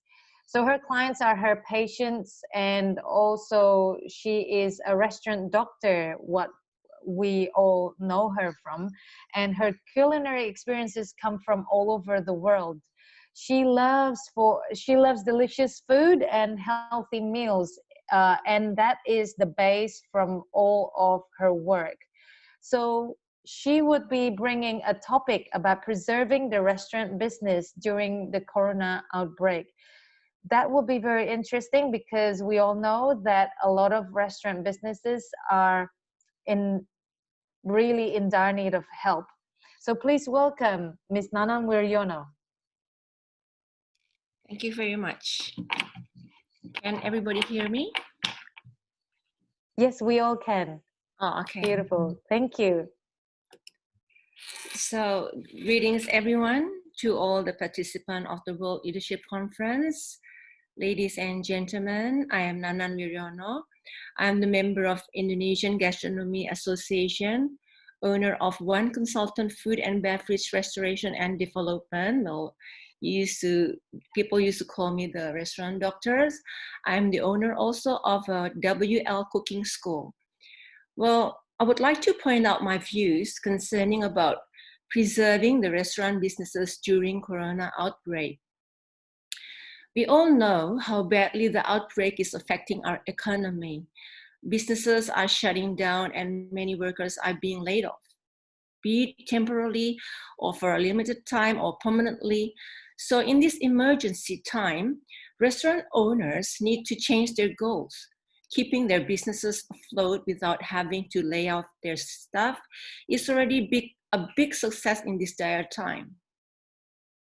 Well, on top of that, they could do it while helping people in need in the process. So like people can't go to a restaurant, like we were asking like what to do as the owner of the restaurant. Well, they order online and you send the food to their homes. That's easy and everybody does that. You need something to set you apart from other restaurants. There are two key points that you can include your approach towards your customers. Well, one, People are afraid viruses and germs these days. So what do? You show them that you have a clean kitchen, tight production, standard operational procedure, and fully protected staff, complete with masks, gloves, and hairnets. Put it in your daily advertising and let them know that our actual new photographs and videos just taken today. New photographs and videos are every single day. 2, you involve your customers and in your effort to help people need. Make it more than just ordering food online and make it as a charity effort. Everybody wants to help others, but more often than not, they don't have the channel to do that. You are giving your customers a way to help others while at the same time getting their favorite food, and they don't have to pay extra for it. You're the one paying for it because you're not looking for profit in this kind of condition, right? So just enough to keep your business going and keep your staff get their income for their families will be enough for their and will be enough to pay our operational costs. You're helping people on so many levels in this kind of actions. And here is how you do that. When people stop going out, apps-based transportation services like Gojek and Grab go hit really bad by this outbreak, especially their drivers. Now, over your customers, the chance to help them together with you. When customer order 2 dishes of food, you make 1 extra dishes for free to be given to the transportation driver, applicable for all menu and multiplications. Next, as the Ramadan month is coming, many people give food to orphanage and of course to the people who needs. When your customers order, like example, 20 boxes of meal, you make 10 extra boxes for free. So then the orphanage will receive around like 30 boxes. Well, those are just 2 examples out of many more that you could do depending on your creativities and the specific custom and tradition in your places. So clean your kitchen, create your charity theme, and advertise the hell out them via Instagram or whatever you use in your network potential customers, and you're good to go. Well, I think this is the end of my views of my team today. Stay safe and keep inspiring. Thank you very much, Ms. Nanan Wiryono. I think that was such an interesting idea about your idea of preserving restaurants through charity, that it gives people the memories that was being talked about by Miss Caroline Berkijk about creating memories that will last more than just as far as the camera. True. Creating memories that will last forever. True. So yes, that is such a very interesting not only topic but also idea, trick or skills, so that restaurants, they can keep reminding people about their brands. So we will go for our next speaker, which is also our last speaker of tonight or this conference. She is the trustee of World Women Leading Change. She's the Finance Leading Change Inclusiveness and Indonesian Top Bankers. She's representing Indonesia with the topic about role of women to support the family, whether it's economically, physically, and emotionally during Corona outbreak. So please welcome Ms. Rolita Manulang. Hello, everybody. Hello. Can you hear me? Yes. Yes, we all can hear you. Good morning, good afternoon, and also good evening, wherever you are. Okay. Let me introduce myself. My name is Rolita Manulang. So I'm a trustee of WWLC with Ayla, my inspiration. And also currently I have my investment company. As I'm a co-founder and also a CEO of the investment company. And I've been working for the bank for 26 years, but currently I'm off the industry, the banking industry. Okay, about the topic that I want to bring about tonight is about the role of women to support the family economically, physically, and also emotionally during this corona time. So what I feel now may represent thousands or millions of housewives that used to work at the office outside the house, but now has to stay at home, right? And reoccupy with all those house domestic realm along with the work from home policy to avoid the spread of COVID-19. And also same burden may be felt by mothers who don't work in the public sector, like in the office outside the house, but work as a housewife. Even though the case is different with the the working woman, but because of this COVID-19, the pandemic, they also feel that the burden in a house, the housework, is increasingly heavy and also getting more and more, especially for those who still have little children, little kids, who still cannot study independently. So the parents have to teach them, very seriously, right? So what is the result of this situation? So many of the women, I mean the housewife, I'm talking about the women which is also housewife, they may experience stress because of the burden of the most domestic or the houseworks is more than before, much more than before, right? Luckily for some of them, those who have a life partner and can share the domestic jobs, some of them, like washing, cleaning house, teaching the children, watching out the children, etc., etc., they are lucky. But what happened to some unlucky ones? So if we read a newspaper, based on the report, it states that in some countries, it is reported that domestic violence experienced an increase along with the pandemic that began to develop since January 2020. And why this is happening?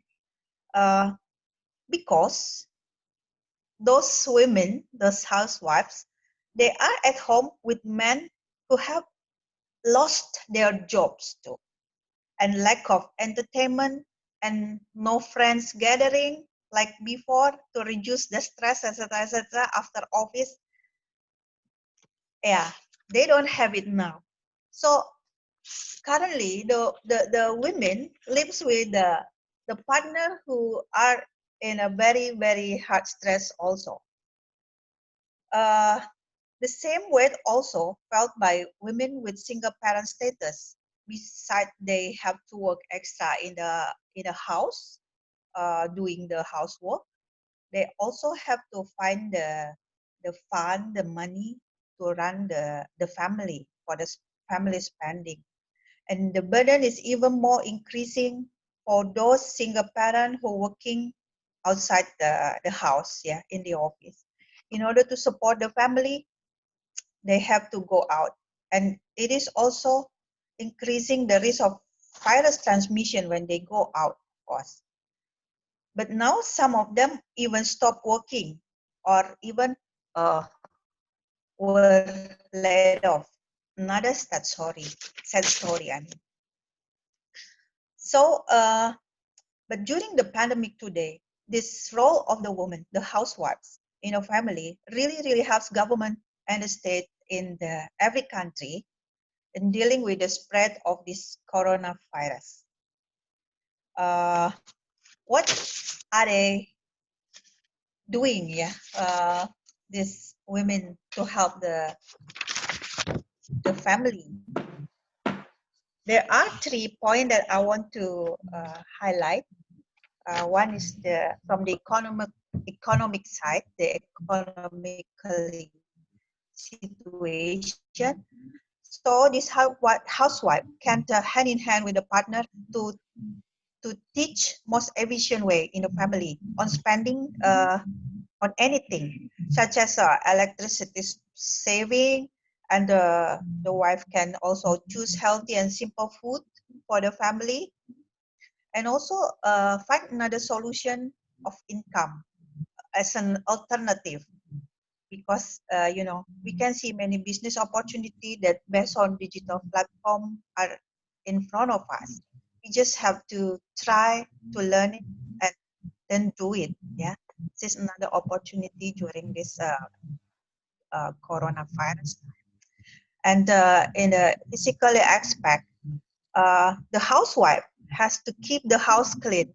This is their responsibility. This is women's responsibility, I think.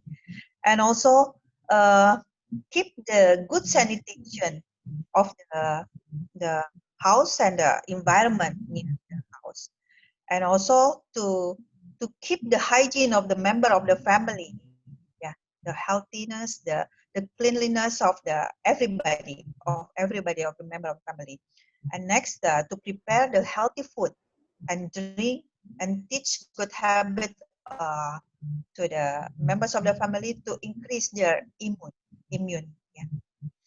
And from emotionally, as a woman housewife, we have to have very good stress management, I think, for ourselves first, and then support the partner with good words and attitude about his job, because this is not the end of the world. Yeah, we believe that this virus moment will be over soon, so stay strong, everybody. This shall to pass, and we will win the fight. Thank you. That is for me. Thank you. Good night. Thank you very much for the sharing about how women, the role of women in this corona outbreak, and how women can support. I point out something that's very interesting regarding one of the main things that can contribute financially, which is women has actually have a very important impact or important role in terms of savings, the bills, and the outgoings in the household, while at the same time probably work from home, as well as doing all the household chores and making sure everything runs very well. So thank you very much, Ms. Rolita Manulang.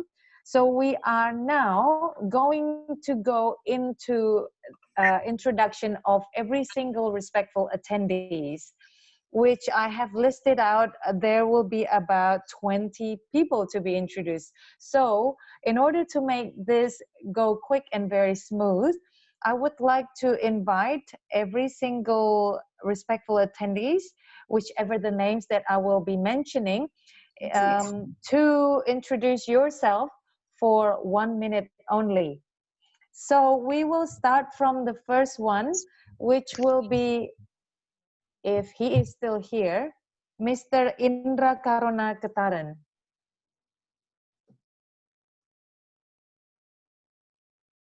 Mr. Indra? Okay, can you hear me? Yes, we all can hear you very well. Okay. Thank you very much for the nice conversation tonight. My name is Indra Karona Ketaran. I'm from the Indonesian Gastronomy Association. My two members attending this conversation today, or this conference today, is Mrs. Evi Casino and Mrs. Nana Viriono. But in fact, I just only want to watch them how to speak, and the others also. I'm very glad my organization is dealing on culinary, the history and the culture of the Indonesian history of culinary. So that's all I can say. Maybe next time we can elaborate more on this gastronomy. Thank you very much. Thank you very much, Mr. Indra, for your introduction.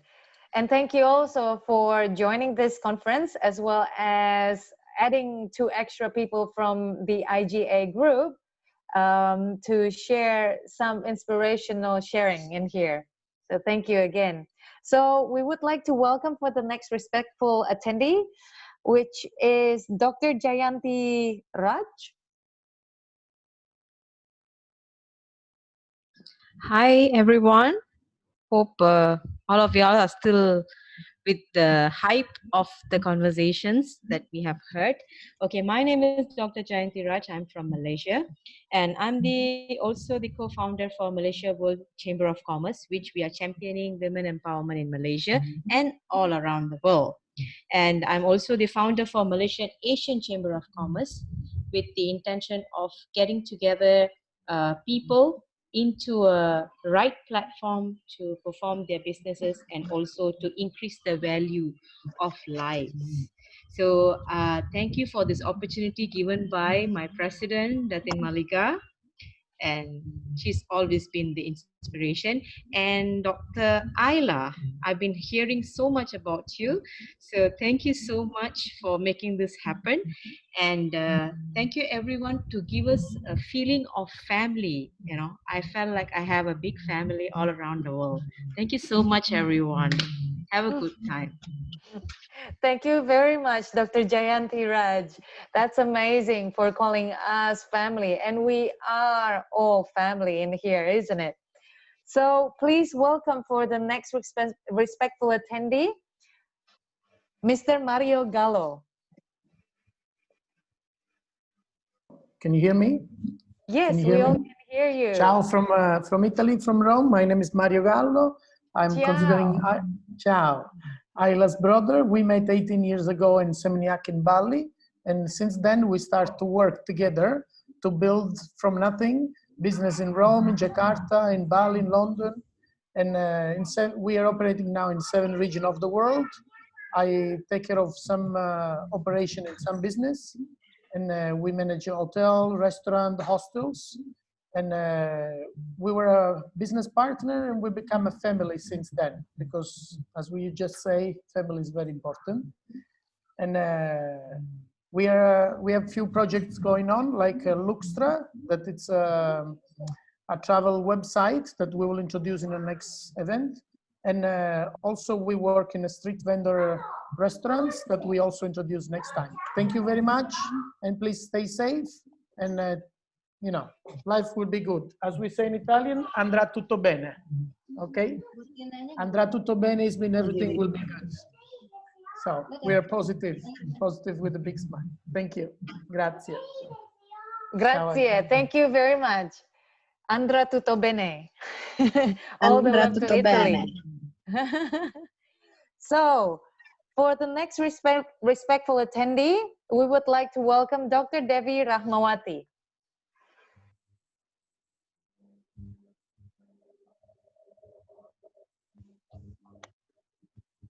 Dr. Devi, are you there? Okay, probably Dr. Devi is not here. So I would like to skip Dr. Devi first, and we would like to welcome Miss Jolly Joy to introduce herself. Okay. Hello, everyone. It's so nice to see you all. Hi, Dr. Ayla. Thank you so much. And I'm Joy from Kenya. And I am the one who is heading the Women Startup Network that is founded by Helen from Vietnam. And I'm so happy to be here and to see you all. And as Caroline Vakaik said, we also do mentorship for young children. So I also do that with her. And I'm so excited to be part of this team. I have learned so much today, and I'm so grateful. Thank you. Thank you so much, Miss Jolly Joy. And we would like to welcome, for the next respectful attendee, Dr. Ayla Aljufrie. Okay, I have my camera on. My name is Ayla. I'm 16 years old. I grow young every day. I don't want to grow old. I am the founder of WWLC, which is World Women Leading Change. Under World Women Leading Change, we have power in you. We manage the changes. We wanted to create changes worldwide. I don't actually work because I have Tina that I give a lot of work since last year. And I have also Mario, my brother. So I don't, I actually just, you know, I want to do more charity works and more impactful social network. And doing some conference globally, introducing many women that is probably in Afghanistan in the camp that don't have same as chance as all of us to speak and share a lot of knowledge and wisdom. Thank you very much for Pika, especially for moderating two things, and then the host, Datin Malin, my beautiful sisters in Malaysia. Thank you, Stella, Datin Jalina, and Ernestina. And I love you all. You are amazing, and see you in next round. And please contact my brother Mario for the next speaker if you wanted to speak. Number four batch is full, so we have number 5. Yes, I love you all. I'm sending you love and light.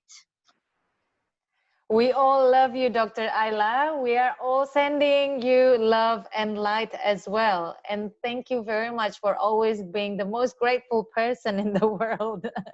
You always say thank you so many times to everyone. So we would like to welcome for our next respectful attendee, Miss Ernestina Wan. Miss Ernestina Wan, are you there? Yes. Oh, hi. Please introduce yourself. Hello. Hello, everyone.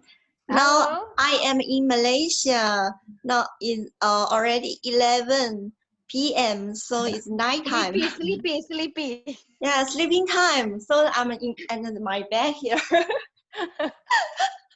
Okay, this is my second time come to here, and thank you very much, Dr. Ayla and Miss Stella and Dadin, Jalina, and everyone. If this is my second time see you, nice to see you again. If my first time see you, say hello, everyone. Actually, I'm Chinese. I born in China, but I came to Malaysia for 14 years. So that's okay. China and Malaysia is my Malaysia is my live country, and then now because of COVID-19, so everyone need to stay at home. I think it's a time for us to thinking in the past what is the most important thing in our life, and in the future what thing we need to do. I think for our business and for our life and for our family and for our in the future, I think we need to think about is a grateful and a blessing and thank you. Okay, I be sure everything, because today if we are still live is we are so lucky, and some people because they cannot maybe face okay COVID-19, they cannot breathe and cannot live. So pitiful. So that's why we need to be sure every day we can, every morning we can breathe. And for me, okay, my business is traveling and the art and the online business. For me, actually, in this special situation for my business, is not so big because my business is online business. So that's why I think in the future, if your business is open the shop, or maybe is the only old style. So the time is we think how to change, how to convert to the new style for the new business. That's why if we only keep our own mind, we cannot change. So the time is a change. Everything is a change. We need to change our mind and change our thinking, and we need to appreciate everything, and we need to blessing. I think the love is the most important in the universal. That's why in Malaysia, our World Women Leading Change, we want to do some different is from the charity. So we already do many charity charity event. We bring some people to the special place is a diner in the dark. So the people is the blood. They cannot see anything, but we give the people the opportunity to give them the job that the people can working. So that's why we give the people fishing is not a fish. So this is a charity good good way for us. That's why in the future we can work together in the charity. Thank you so much. Thank you very much, Miss Ernestina Wang. So we would you. like to welcome for the next respectful attendee to give the introduction, which is Mr. Ahmedul Islam from Bangladesh. Hi.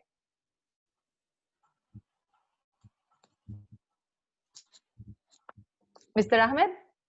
Yeah, can you hear me? Hello. Yes, we all can hear you. Amazing. Okay. What time is it there in Bangladesh? Bangladesh time is 9 o'clock, 9 past 10. Okay, 10 past 9. So I think from Malaysia it is 2 hours difference.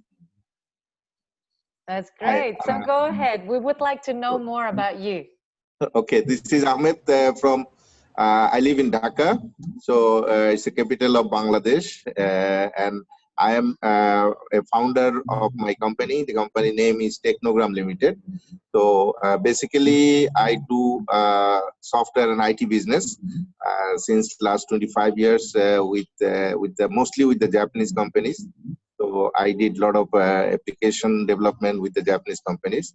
I'm also the founder of an NGO. It's called Shokkom Foundation. This is a charity organization for the rural people in Bangladesh. And also, I just formed another charity organization. It's called Club 17 Bangladesh, which is aligned with the SDG goal, the Sustainable Development Goal with the United Nations Bangladesh operation.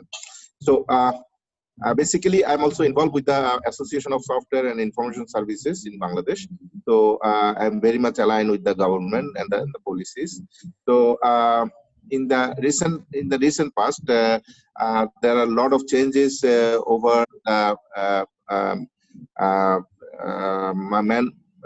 over the behavioral and the practical experience of in Bangladesh as the Corona effect. So you know that technology is impacting a lot of all over the world, also in Bangladesh. I had a great chance to meet with Tatin Mallika. So she is an amazing lady to come forward to meet with me even in Bangladesh. So I really respect her, and it is very. I am also grateful to introduce you all the person here. So I think in coming forward, so we will do something for the better humanity for the world. And if anything technology based, so I'm always with you. Thank you very much. Thank you very much, Mr. Ahmed. If anything is technology based, I'm always here with you. Wow. Thank you. So we would like for the next respectful attendee, we would like to welcome Mr. Bradley Emerson to introduce yourself. Mr. Bradley, are you there? Hey, hi. Good evening, everyone. Bradley Emerson, hi. founder, CEO of a company called Business Athlete. I'm also the executive CEO of education district called IIHE. Malika and I have been former colleagues of CIMA. I am more into education for the last 15 years. I teach strategy and international business for MBA. I'm a podcaster. I'm a keynote speaker. I'm just getting certified as a life coach. They also published a book called Role Diagnosis. So lovely to be here. Looking forward to be engaged. Stay safe. Good night. Thank you very much, Mr. Bradley. We would like to know more about the book that you write too. So hopefully you will be speaking in the next few more batch or maybe the next batch. So we would like to we would like to welcome for our next attendee, which is Miss Alisa Lim. Are you there, Miss Alisa Lim? Still there? Maybe? Okay, I don't think so. So we would skip that one. So we would go for Mr. RB Hando, no, Miss RB Handawuri. Miss RB, Amanda? Yes, hello.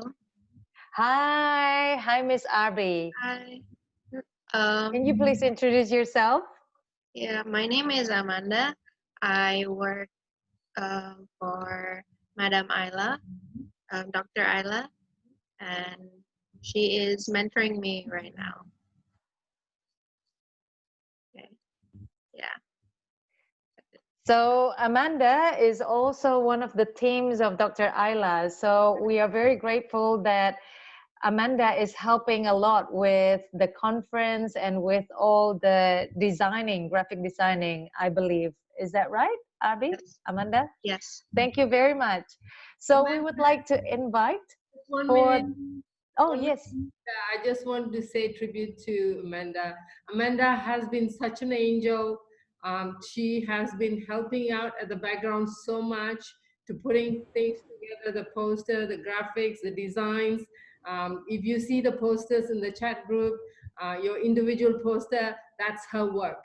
She's been such a tremendous help and support for, to organize this entire event. I have to say thank you. Yes, that's such an amazing work that she has done in the background. And such a humble personality too, that she actually didn't mention anything about that during her introduction. So we would like to welcome for our next respectful attendee, Fuinar. If Fuinar is there, not sure if it's a Mr. or Miss. Hi. Show yourself. Hi, Miss Fuinar. I'm Fuinar. I'm from Malaysia. I'm the president of the Sabah Women Entrepreneurs and Professional Association. I got the link from Datin Jeanette Tembakau. I'm happy to listen to all of your sharing. I am a worker or professional working in a essential service. So my company still works as normal. Even though we say normal, the operation people are working normal, but not the support services. The support services such as human resource, finance, IT, procurement. We find that most of us are working from home. Business, even though we say, although as usual, as essential business, we are really not working. It is not business as usual anymore. So I believe that in the time to come when COVID-19 pandemic is over, life definitely will be different. And sharing with all of you and learning from each one of you is my pleasure. Thank you. Thank you very much, Ms. Fuinar. It's our pleasure as well to be able to be here collectively in this conference. We are all learning from each other, and thank you so much. Life will be definitely not only different, but also better after this COVID-19. And so we would like to welcome Ms. Aniza Tio. If Aniza Tio is there, maybe not. Okay. So we would like to welcome Hurulin Shadika. Hi. Hello. Hello. Hold on. Hi, everybody. Good evening. I'm Hi, good Hurulin evening. Shadik. Hi. I joined the link through Datin Jeanette Tembakau. I am in Malaysia, Kuala Lumpur. It's 11:45 here now, PM. Wow. I'm a certified aromatherapist, also very much hands-on as a massage therapist specializing in remedial therapy. COVID-19 definitely has affected us, but I think it also has affected all of us. I am using this time to go to learn, and listening to today's session has been an eye-opener. Thank you everybody for your sharing, for the insights. I had a wonderful evening. I wish you all the best, and do continue with this initiative. I think it's really reaching out to a greater number as well. Thank you. Thank you very much, Ms. Hurong, for you. your sharing and for your introduction. Thank you. We all hope that everything will be much, much, much better when this COVID-19 gone. Yes, I'm sure. I'm very confident of it. Okay, so we would like to welcome for our next respectful attendee, Ms. Selina Stein Muhammad Rashid.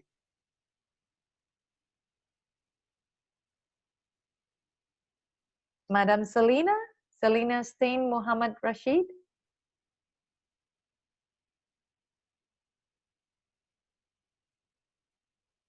Not there, okay. And we would like to welcome Miss Alice Kamunge to introduce yourself. Hello. Hello. Hello. Hello, how are you? We are all good. Thank you, thank you. This is a wonderful conference. This is my third time to attend, and I'm very grateful because I've learned a lot. I'm from Kenya. My name is Ambassador Alice Kamunge. I am the CEO for Vera Beauty and Fashion Orange. It's a orange where we train fashion, beauty, and dressing, events. That's what we teach here in my country, Kenya. I also have a tour farm called El Molo Safaris. We bring people on adventure safaris. Anyone there who wants to come to do adventure safaris in Kenya, to climb Mount Kenya, Mount Elgon, Mount Renzori, Mount Kilimanjaro, you're welcome to come and visit Kenya. It's a wonderful country. My take on this conference today is that we have learned a lot.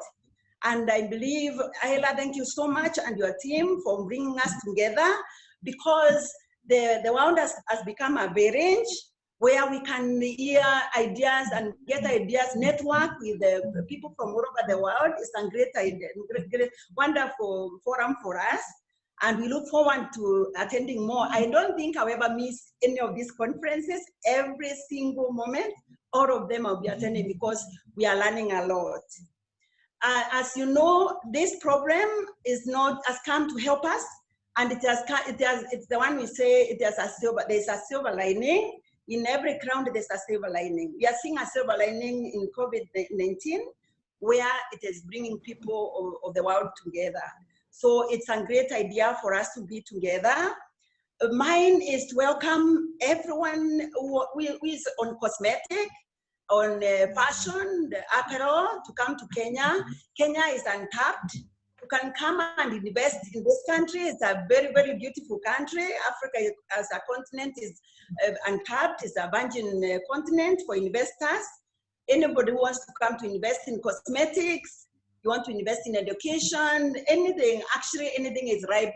Africa now is ripe for anyone to come and invest. One of the reasons why we are really want to network with Asian, that part of the world, is because we feel that you hear us, you feel Africa, even as you communicate, we feel that your challenges are our challenges, and the lack of education to so many people is the same problem we are facing here. And we believe working together, and especially bringing digital networking together, you bring the people of the world closer. And we want to bring that networking closer to Africa and so much to Kenya. So we look forward to more conferences, we look forward to more discussions and networking, because this is the way to go moving forward. I think the one speaker said, COVID-19 is coming to help us learn how to do business online, and I look forward to doing a lot of business online, and we look forward for that. Thank you so much. Thank you, Miss Alice Kamunge. Thank you very much for your invitation for all of us to go to Kenya. I think especially for Mr. Ong Hok Siu to climb the mountain Kilimanjaro. That's a challenge that should you take it or not.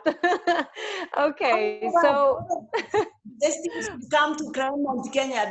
All of this team after COVID-19, come all of you. We take you to Mount Kenya. We take you to Masai Mara. We take you to the best beaches in Africa, and you love it. You love it. You love Kenya. Okay, thank you very much. We love your positivity, your great positive vibe, Alice Kamunge. That's amazing. So we would like to invite our last respectful attendee to introduce herself. She's a big part of Dr. Ayla and the team. So please welcome Dr. Devi Rahmawati. Please introduce yourself, Dr. Devi. Hello, everybody. Good night. Hello. Hello. Can you hear me? Yeah, we all can hear you very well. Okay, thank you very much. Introduce myself. My name is Devi Rahmawati. I'm a CEO of EdTech Advanced Technology. We created together with Madam Ayla, and thank you very much from Madam Ayla. And I also a founder of WWLC of Technology and WWLC of Russia. We want to make together creating advanced technology using satellite system, and we would like to create the real technology for us to support WWLC. We call the World Leadership Conference, and hopefully with these programs, we can meet everybody in the world, and no need to meet and only conference. We can create a program not only for business but also for social impact, yeah, because the impact of Corona is a very big problems for our country. Also now 25 million people now have a job. They very poor people also. This is need our help. So we hope WWLC not only for discuss, not only for business, but we also created the social programs.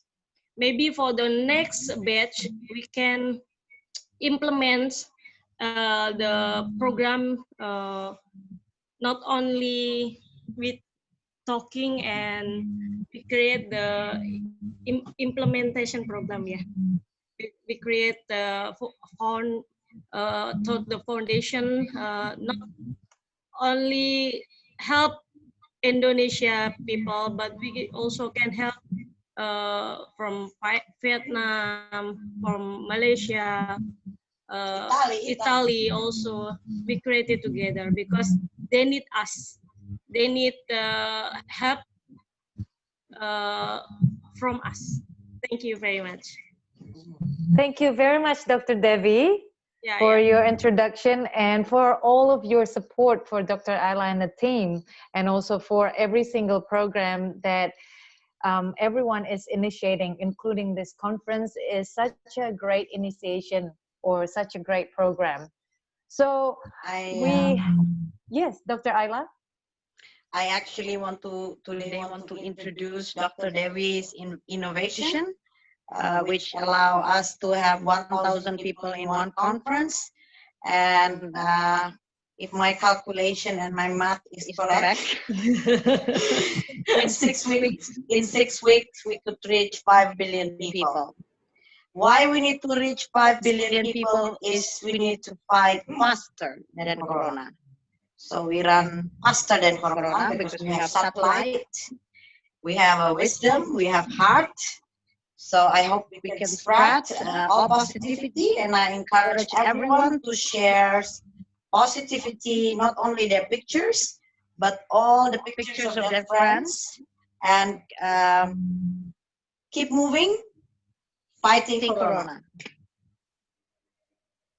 Thank you so much, Dr. Ayla, for the inspiration and your reminder to all of us to keep our own positive vibes. So we are all in here together fighting the corona, and we are all unite and to fight this together.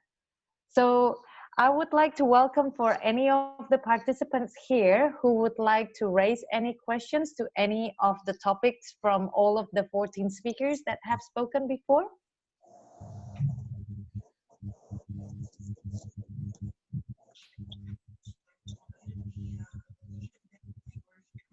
Because if there is no any question, I would just like to mention that Alice Kamunge did not mention that she's really, when she says she's an ambassador for Kenya, she means that. She is also, she does the Miss Tourism, she's done the Miss Prison, we've done Mrs. Kenya with her. I have been under her as Mrs. Kenya as my director, really the woman with the biggest heart. And seriously, I just think that she's always too humble to just talk about what she does. But like even with her school, the many kids that she actually educates in her college, even without them having money to pay, is just an amazing thing. So she's really somebody who I really applaud, and she's a great friend. So Ali, thank you so much for what you're doing for the kids in Kenya, for all the young ladies and the married ladies with the Mrs. Kenya. It's a great thing. Thank you, Carol. Thank you, I'm humbled. You should. I'm so humbled. Thank you. So thank you so much, Miss Caroline, for appreciating Miss Alice Kamunge for all of her positive work. And I believe everyone in here who's participating in this conference, whether as a speaker or whether as attendees, every one of us are the chosen change makers to our own society. And when we share our own positive vibes, we are all will be creating a much bigger, better world in our own world or in our own nation. So if no one would like to raise any question. I think Mario has something he wants to say. Oh, Datin Maliga, yes, sure. Hi, No, Datin. I think Mario wants to speak. Mario. Yeah, Mario. Yes. Can you hear me? I was, sure. I just want to ask some simple question. Dr. Sensei Rai is as a Jayanti? No, I want to write something privately to the Dr. Sensei Rai. Sensei Raj, yes? Sensei Raj? Yes, Sensei Raj here. Yes, I'm here. Oh, yes. Yes, I want to ask something because before you were talking that you help people, but I heard that you have athletics for people, for peace, athletes for peace. Are they doing something now for the corona? Yes, in fact, I have personally taken it up to call on the professional athletes to lease their personal jets to fly the shipments from China and wherever that we have supplies to the affected areas. And this goes beyond just the coronavirus itself. There are various initiatives that we are doing at the moment, and we are bringing Olympians, especially from France and from Slovenia, my personal friend, who's a 5-time Olympian, into this. The FIDE chess champions, we're bringing in about 25 grandmasters to work on the strategies behind the scene in how we could not fix the system, but to, let's say, unravel the new system that we co-created and with shared values in various different aspects. It's a work in process. Is there a specific question that you want to know, or that we could always connect offline? It was good because we also, I'm sorry, I will become private. I am part of an association for peace. It's called the I Colori per la Pace, Color for Peace. Maybe later I can contact you in case maybe we can make something. Absolutely. Mario, thank you so much for bringing it across, because you see, our World Economic Summit does focus on the model that we interact with the change makers. Okay. So the change makers are the entities that we don't go to the grassroots, but we do network with all of the associations and the networks that like yours as well. And that is how we will roll out and be the catalyst to reach the critical mass that we need in this world. Okay, I might write you in a private, my number, so we can do on WhatsApp or something. Okay? Sure. I think both Thank of you you very much. are Thank in you, the everybody. WhatsApp. Grazie. Numbers there. Yeah. Grazie. Grazie. Mario, actually, your name has come across in the past many times, but we haven't connected. Okay, thank you. I hope for now we can I connect. yield the floor. Vika, can I say something? Yes, of course.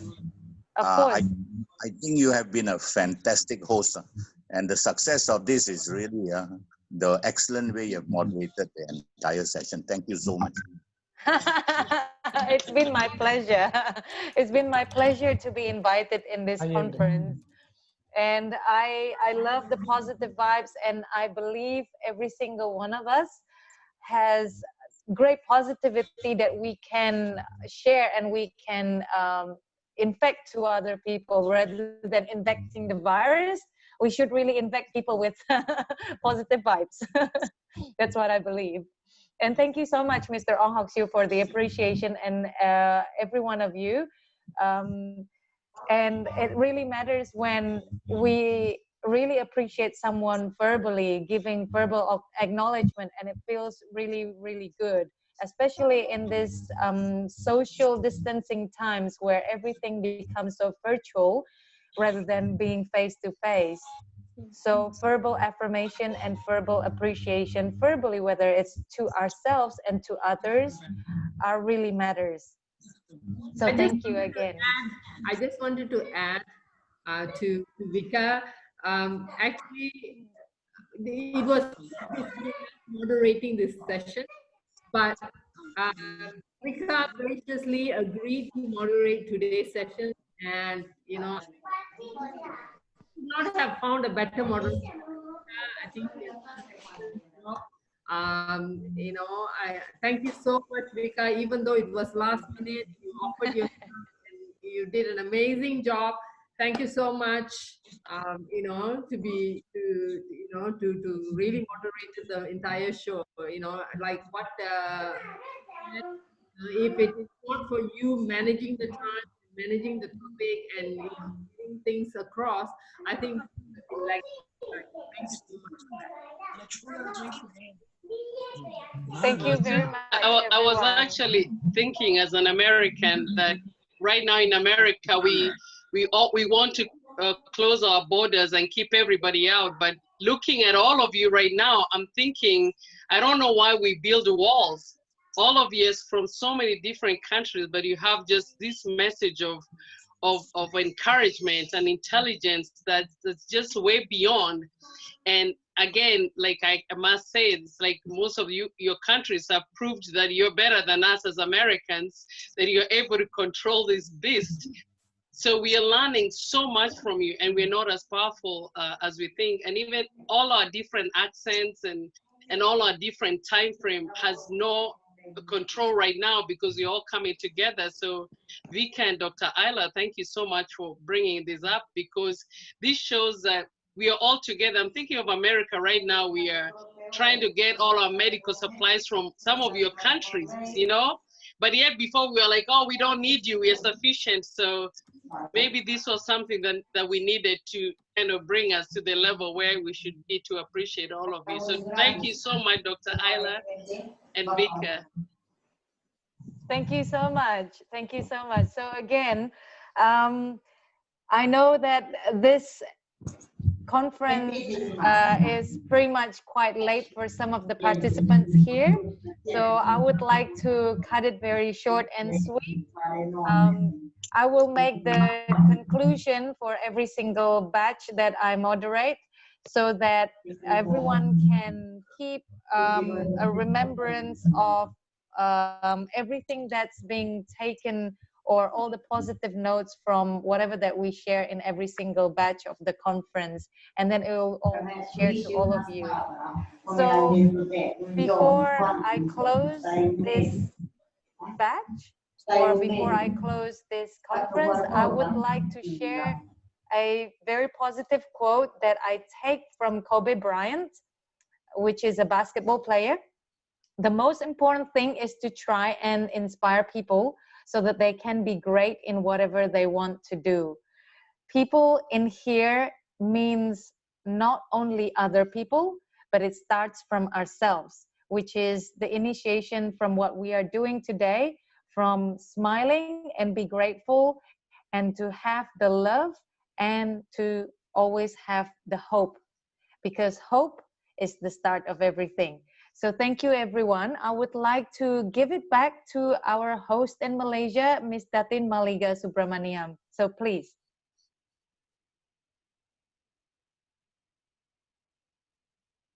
Ms. Datin?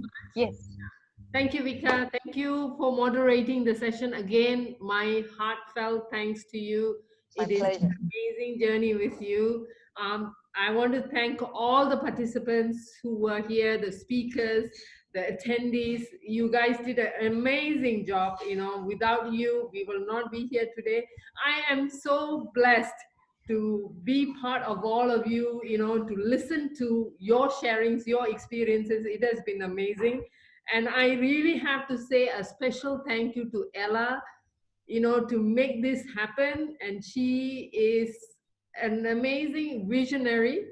And I think we would not be here if it is not for her vision and her, you know, persistence in getting things done. And, you know, I'm so thankful to be part of her life, and I'm blessed to have her in my life.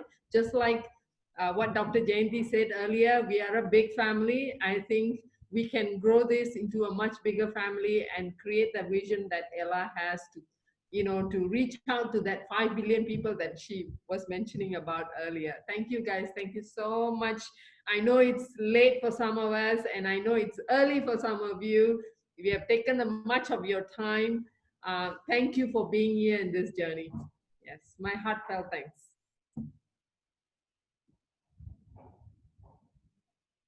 Thank you very much.